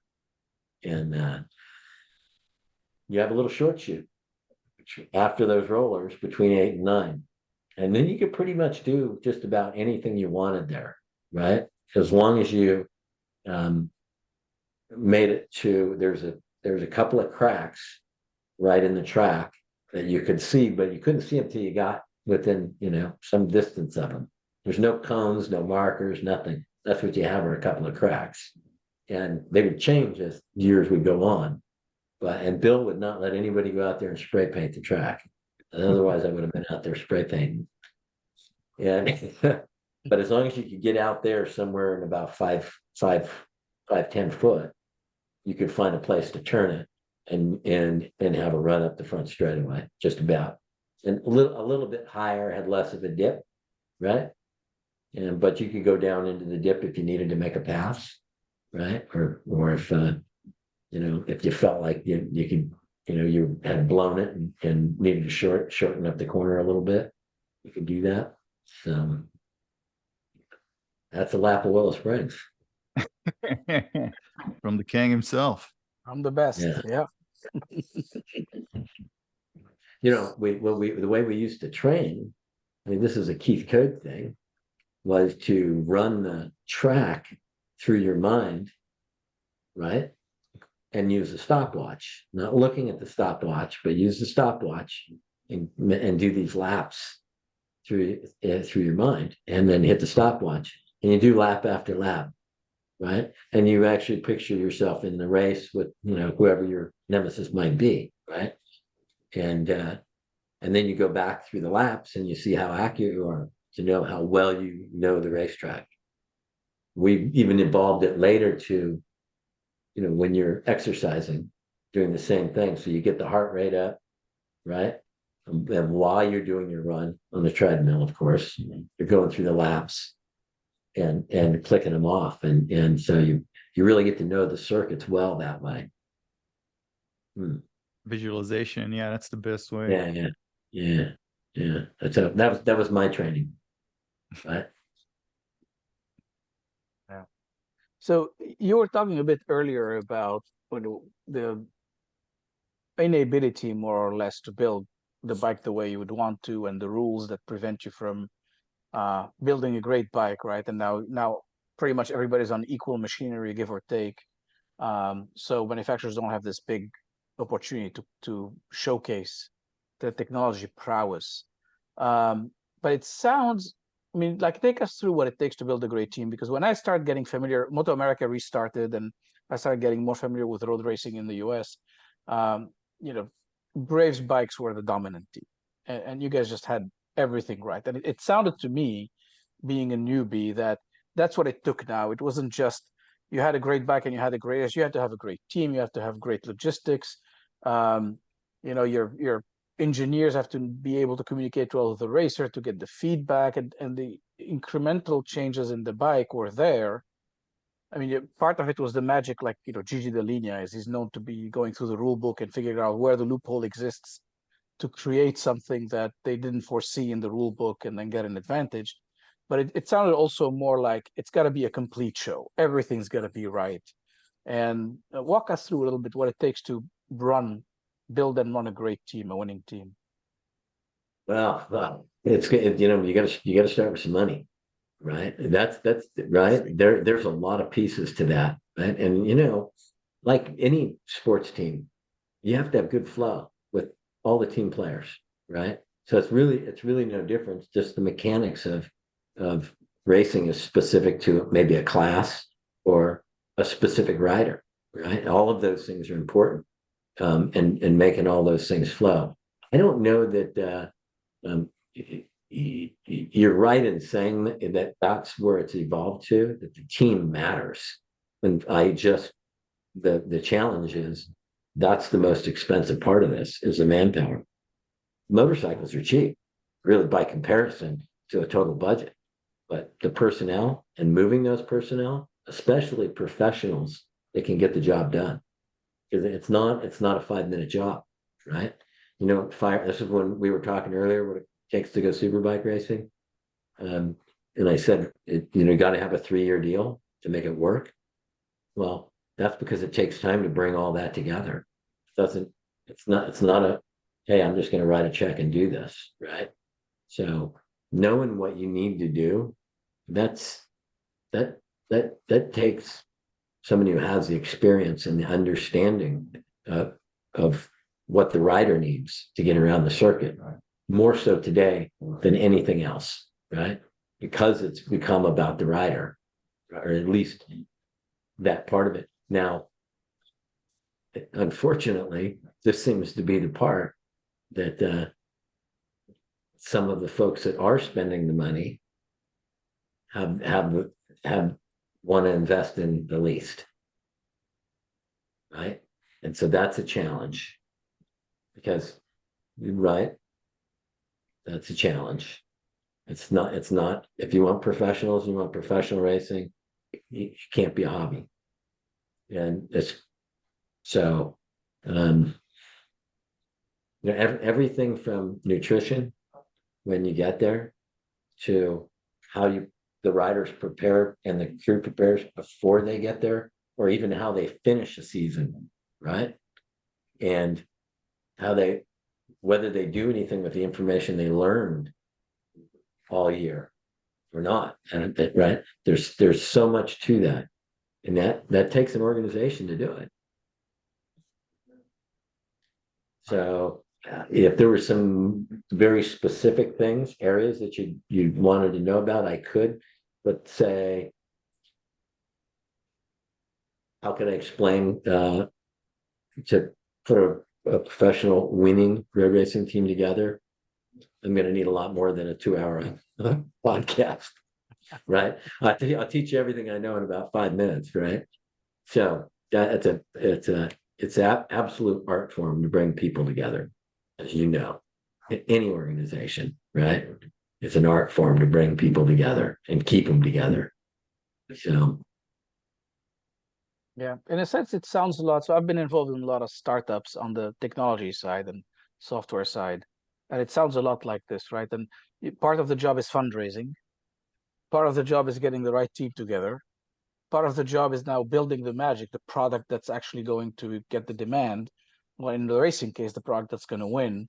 And you're wearing all these hats, which makes it really difficult for a team founder or manager because everybody's counting on you to get all these pieces right. Ultimately, yes, the racer is a big part that everybody sees, but the manager is kind of the underrated part of the deal where you go, if they can do it right, then the magic happens. If they can't, you can get Marquez on your bike, like we're seeing right now with Honda, and he's not going to go anywhere. and there's so much to it. You hit the nail right on the head, right? And fundraising is one thing. Think of what it takes just to satisfy your contributors. That effort is not small. That takes full-time staff to satisfy when you go out and raise $6.5 million, you're going to need a guy just doing that, right? Oh yeah, we're going through Yeah. it right now. Well, where are your sales? Well, they're coming. Right, right. So yeah, it's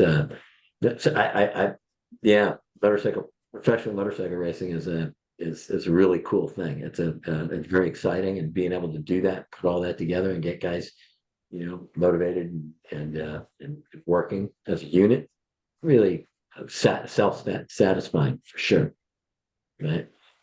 So, but it definitely takes serious resources, and when your resources are on that, say for when you guys asked the question about would I go back and do it again, or if that opportunity was there, the amount of the things I've accomplished since we stopped doing professional racing in other areas of our business just could not have been done right at the same time as running a professional racing team, because running a professional racing team is everything, right? There is no tomorrow because the race is tomorrow, right? And then when the race is over, you don't stop. It's not like you take a rest because the next race is coming up. Everything else goes on the back burner. Yeah. I was going to say your catalog of products is much richer now than it was in the days where you were running your race team. So Yes. I took a look at the website. You have thousands, right? Thousands of parts. Yeah, and we add 2-3 new products a week. So we're on the gas, and we've expanded those offerings, and it's very difficult manufacturing in the United States, but manufacturing in Los Angeles, California, somebody has to say, you are crazy, son. What are you doing? You're Where I live. crazy. Yeah, I am. This is where I live. This is where my people are, right? And we do some stuff that nobody in America does, right? And we use all the finest grade materials, and we make sure the quality is the best. Right? If you've seen some of the titanium welding and the products that we output, I mean, we're a very small company and a really tight group, but we only put out the best stuff. So what type of motorcycles do you manufacture for? And people that have those motorcycles, you can go to Graves Motorsports and figure out how to make your bike cooler, faster. So give us a rundown of just the manufacturers and models you have parts for. Well, it'd be easiest just to focus on the guys that we're most focused on in performance right now today, and that's the Kawasaki brand. So, but you may or may not know that there was, as this era came about with the balanced racing and fairness doctrines and this type of thing, about 2008, the Daytona Motorsports Group was coming in to take control of pro racing in America. AMA had put themselves in a bad financial position. Of course, so did a lot of people were in a bad financial position. And without the, let's say, without a vote of the members of the AMA, the board sold the rights to pro motorcycle road racing to a group called the Daytona Motorsports Group, which happens to be same guys that own ISC and NASCAR of France. So at that moment, they told us that they would, we're going to change everything, right? Every part's got to be homologated, and everybody gets to have the same stuff, and we're going to do spec tires, and we're going to change, make this the same for everybody.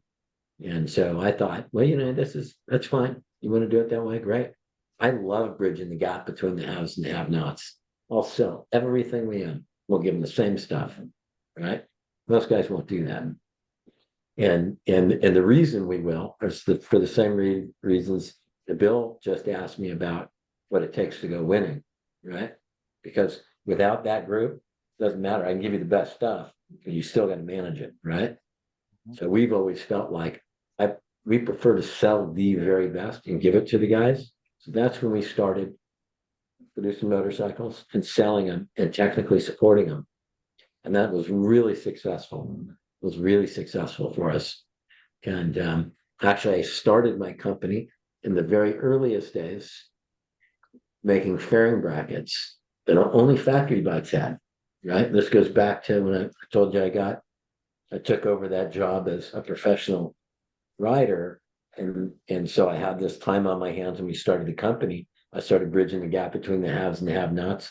I looked at the fairing brackets on factory motorcycles and GSXRs, stock, big, heavy steel thing. The factory bikes had these really cool aluminum fairing brackets. So I started making them, selling them, and getting them to the consumer. And that was one of our first slogans was, look, that we sell what we race.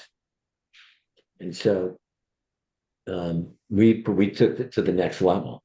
We built a build list of every nut, bolt, and screw and schematic and said, look, everything's for sale. You tell us what you want to do. We'll change kits, everything. And we went down and that's when they were driving this into 600s for the Daytona 200, right? So that very next year for 2009. And we made a bunch of the kits, and it was, you can take, they gave us a really strict set of rules. And so that I'm a little off track here because you just want to know about the bikes that we built, but we decided at that time we would do the entire motorcycle, right? Let's nut, bolt, screw, all the factory, whatever the best stuff was. We'll help you. We'll show you how to use it. We'll sell you the spares, and we'll send you on your way. And a lot of guys won a lot of races on the stuff that we've provided. Fast forward to 2019, when we were no longer running the racing team with Yamaha, and we were at home. We wanted to expand that product line, and we chose the Kawasaki motorcycles. And so we started building Kawasaki brand bikes and offering those as well as the Yamaha platforms. And that became really successful. As a matter of fact, so successful, I'd like to take a little bit of credit for the acceleration of Kawasaki's movement from where they were at that era for sport bike sales in America to where they are now, which is number one. But we've built bikes that have won national championships that we've managed from home. In other words, for Richie Escalante in 2020, we built a Kawasaki ZX6, and we put the data on the bikes. We didn't send any of our technicians to the track. and we managed the data and the technical assistance over the phone and through the internet. And he won a national championship in most of the races. Yeah, on a motorcycle that nobody else was even thinking about. And so that's been really successful for us today. And so today, the one that we're doing the most of is this new flagship bike, the Kawasaki ZX4RR, which is that new 4-cylinder inline, which just, if you get a chance, both of you, you've got to ride it, because I kid you not, it's the most friendly and inspiring motorcycle I've ridden in the last decade. Right, just a blast. Young, old, tall, short, female, male, experienced, not experienced, you're gonna love it. Just amazing bike to ride. You're gonna ride it all day long, right? And it just doesn't wear you out, and it's exciting all the time. But so I'd say the Kawasaki brand of products. The other thing that we've really expanded on is dual sport and adventure, right? Adventure is a little slow. Adventure guys, they don't quite accessorize as much, but dual sport has really had a lot of growth. Single track, I don't know if you know if you've done any single track, but we love single track. That's kind of goat trails up through the mountains, picking your way through it. And those same guys are doing the dual sport stuff. They're riding to the events. There's really a lot of growth we see in those areas. Let me tell you this. I went to a dual sport, kind of what you call a dual sport rally or an event in Kernville last April. I think it was April, right? Or this April, 23. And there was 300 entrants at this event, which was more than like a lot of, or I would say comparable to a lot of road races, right? And other events. So there's 300 entrants. They came with all their family, the guy and his wife, and the girls were riding too, and the kids were there. But there'd be 300 of them just for the actual rides, and they had multiple different levels. So that's an area that's got a lot of growth. So we because we love it, we're really highly involved in making cool products for that. So yeah, I would say those are the things that we're doing. Okay, so basically quitting racing was the best thing that ever happened to your company. No, well, probably from the company standpoint, I would say absolutely, right? It's given us a lot of, and I'm not saying quitting racing. I love racing. We want to go racing. I'm just trying to get you all routed up so you can. Yeah. Get him back in. Yeah. Yeah. What do you think about? What's your website, Chuck, where people can purchase the parts? Gravesport.com. That's one S. GravesPort.com. What do you think about MotoGP? Any predictions for next year? What is Marquez going to do in Ducati? Yeah, I think he's a great rider, right? My prediction for MotoGP, I'm taking this from a little bit of a stand back, but I got some real concerns about it. A good friend of mine, Mike Trimby, who's really, I would say, the guy who brought the Grand Prix to where it is today. And he was the leader of Herrin. And I think he's responsible for making most of the racetracks around the world safe, right? Him directly, and for the teams being as strong as they are financially, and for the rules being part of what they are. I mean, he's just a great man, right? And with a lot of passion and a big understanding of Grand Prix racing. I don't really know a lot of the other folks over there, but with his passing, I'm deeply concerned that that power shift, right, is not, that his position is not filled by another Mike Trimby, which I don't see. That there'll be a lot of changes, right, for the teams and riders. I could be wrong, right? But I suspect that some level not have the same separation from the organizer and from the the tech guys from the FIM. In other words, I think the balance of FIM, Dorna, and IRTA are part having three power pieces. Not that FIM is really much of a power piece, or more of just a, I don't know, they just get kicked around by Dorna probably anyways, but I fear that triangle's broken now. So we probably won't see any effect of that for some years to come, right? But so if we were just talking about racing, wow, that's changed a lot, hasn't it? Right? It has really changed a lot. It's almost all Ducatis and KTMs now, and the Japanese manufacturers seem like they're still in it, but only two, Honda and Yamaha, right? So Suzuki's out. Kawasaki's not gone back in. It's kind of and I've always kind of been a Japanese motorcycle guy, right? I know the European dudes make some really cool stuff. I love their product. But I really like the Japanese product just for a lot of its reliability and the sharp edges knocked off of them, right? And they're everyday machines, right? You can always count on them for starting up and going. I shouldn't say like the other guys are less reliable, but they're just sharp edges. I think you nailed it, and they're also more affordable.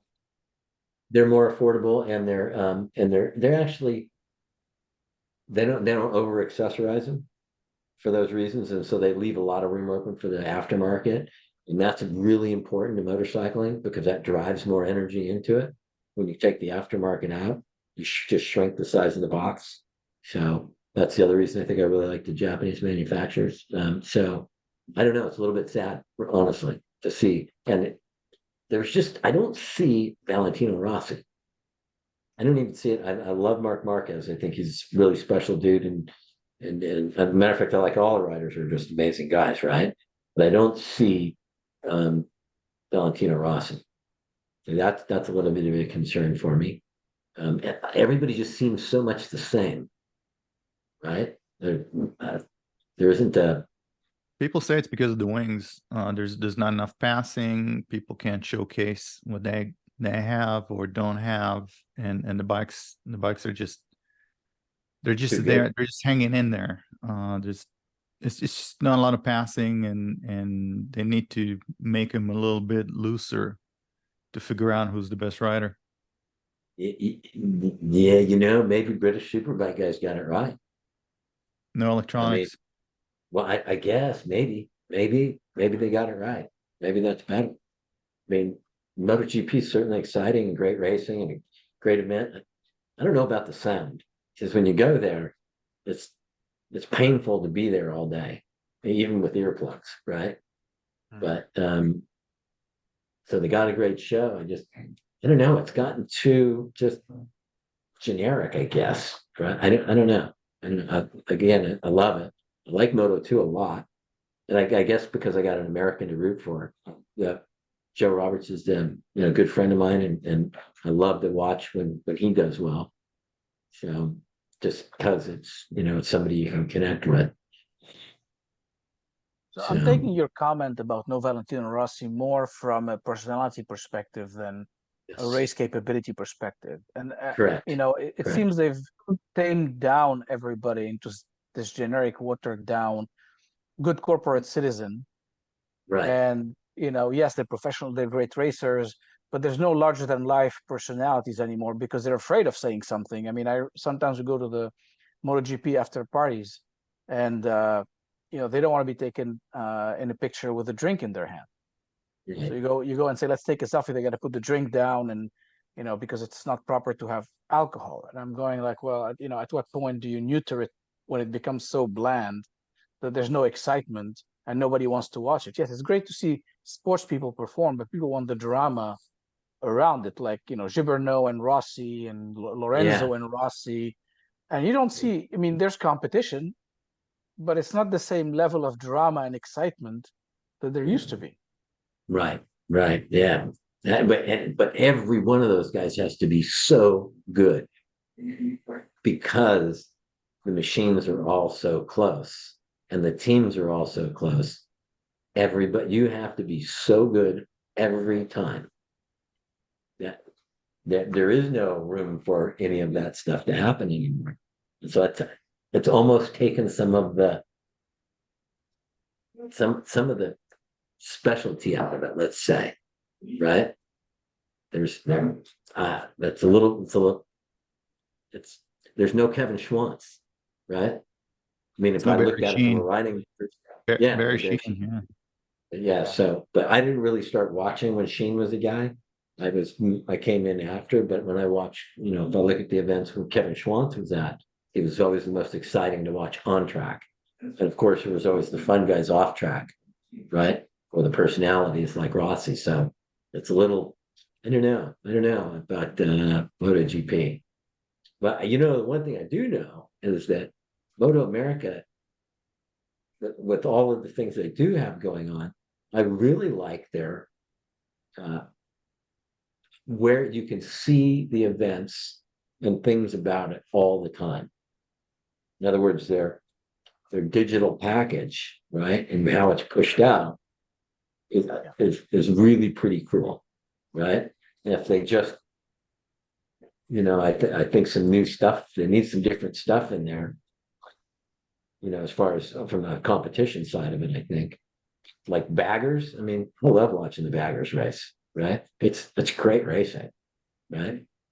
Yeah. So same with the Royal Enfields. Yeah, I don't know so much about the Royal Enfield. That didn't do much for me, but that could be really cool depending on. It's for the female audience. Those are all women. Yeah, which is cool. It's for. Yeah. Well, no, but that's a special piece. Everybody's got that segment, that they really dig, right? Yeah, Like my girlfriend knows almost nothing about. Yeah, my girlfriend knows almost nothing about motorcycles, and I turned on the TV and I said, "Look, those are women racing," and she stayed and watched it. So get this, the same thing for me. You know who Kayla Yakovich is? Yeah. Oh, yeah. So I'm watching. We built a bike for Stefano Mesa this year, and so Stefano had some great rides, but their cycle guys pulled him off to fill in for Beaubier because Beaubier was going to take a pass on the second half of the season or last few rounds. He'd had some injuries, right? And that bike came available, and they put put Kayla on that. The last race of the year at New Jersey, Saturday's race, she came from 13th on the grid, way back. And this is in the rain, right? So there's no, she had any, whatever. She rode the wheels off that ZX6. And it's another lap, she'd have won the race. And I just the look in the guy's eyes on the podium when they went, what? She's here. And I'm sure their crew chiefs were telling her she was coming because she'd out another lap, she'd have won the race. I don't know if you saw. But that's what I mean about MotoAmerica's package. Their TV stuff is really good, right?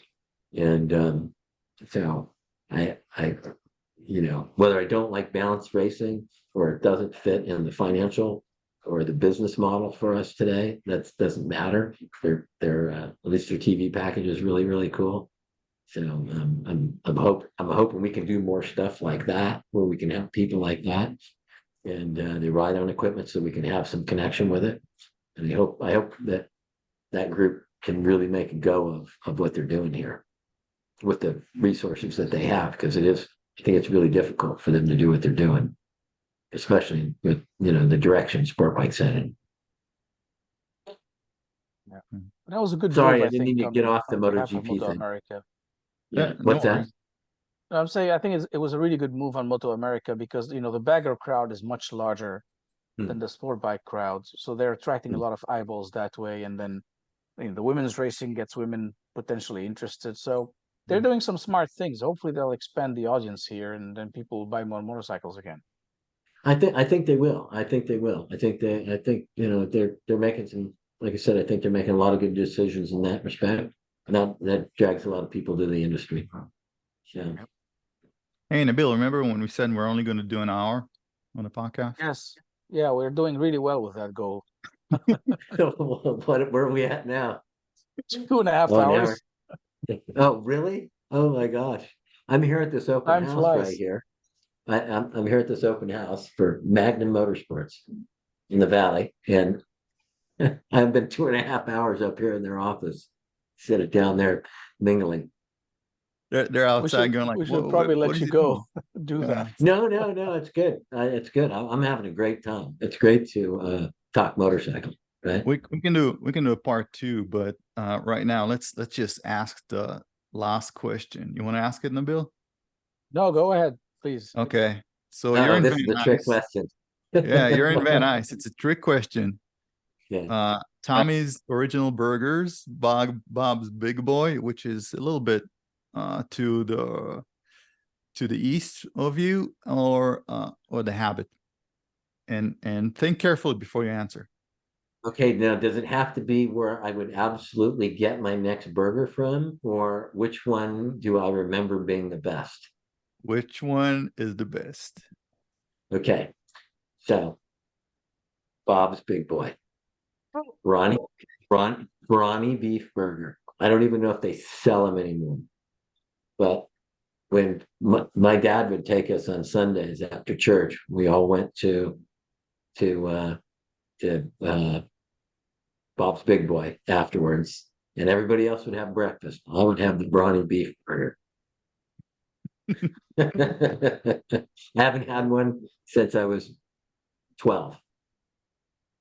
So So there you have it. I'm sure you pissed off a few people, but that's why? the answer. Why? Because they thought what?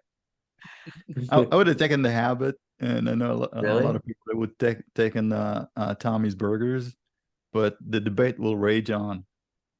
It will rage on because you know where I had my last burger? In-N-Out Where? Burger. In-N-Out Burger on Balboa and Sherman Way, right where the old Bob's Big Boy used to be. It's on the way from my office back to my house. Double. Yeah, that's a Tommy's. inevitable meal in LA. Yeah. You know the thing about Tommy's, to get to Tommy's, I would have to go all the way down and around because I can't go straight up Haskell. It's blocked off. So I'd either have to go up to Sepulveda and go around to get onto Roscoe, right? Unless there's another Tommy's I'm not aware of, or I'd have to go back up Woodley and go away from my home to get to Tommy's. Yeah, That's the only reason I didn't choose Tommy's. If I go up Sepulveda, I'm never going to get there. I'm just going to stop at Dr. Hoggy Woggly. Oh yeah, Dr. Hoggly Woggly's. Yeah, right. Texas Tyler Barbecue. Right. Yeah. In the Valley. A lot of good food in the Valley if you get to the right places. Yeah. I think Gal's wet dream is to start a food podcast soon. My Hey, wet dream is what? go. Oh, my wet dream is to make a lot of money so I can go back to the Valley.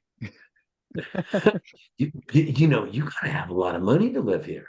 Yeah, It's expensive. I know. It really, you need to. Yeah, that's know. that's no joke. Well, they're having hamburgers here, so Okay. I'm gonna have a hamburger here. That's gonna be my So next burger. we're gonna let you go. Okay. And Thanks we so should much we should do a part 2 because we have so many more questions. Absolutely. Oh, Just let me know when. Okay. Great. So Great let's meeting remind you, everybody gentlemen. to check out Grave Sport for all the cool parts and performance parts for your bikes. Yeah. And a lot of expanding catalogs. So that's fantastic. Congratulations, Chuck. All right. Thank you so much. All right, And thank gentlemen. you Have a guys. great day. You too. All And thank right. you guys for listening.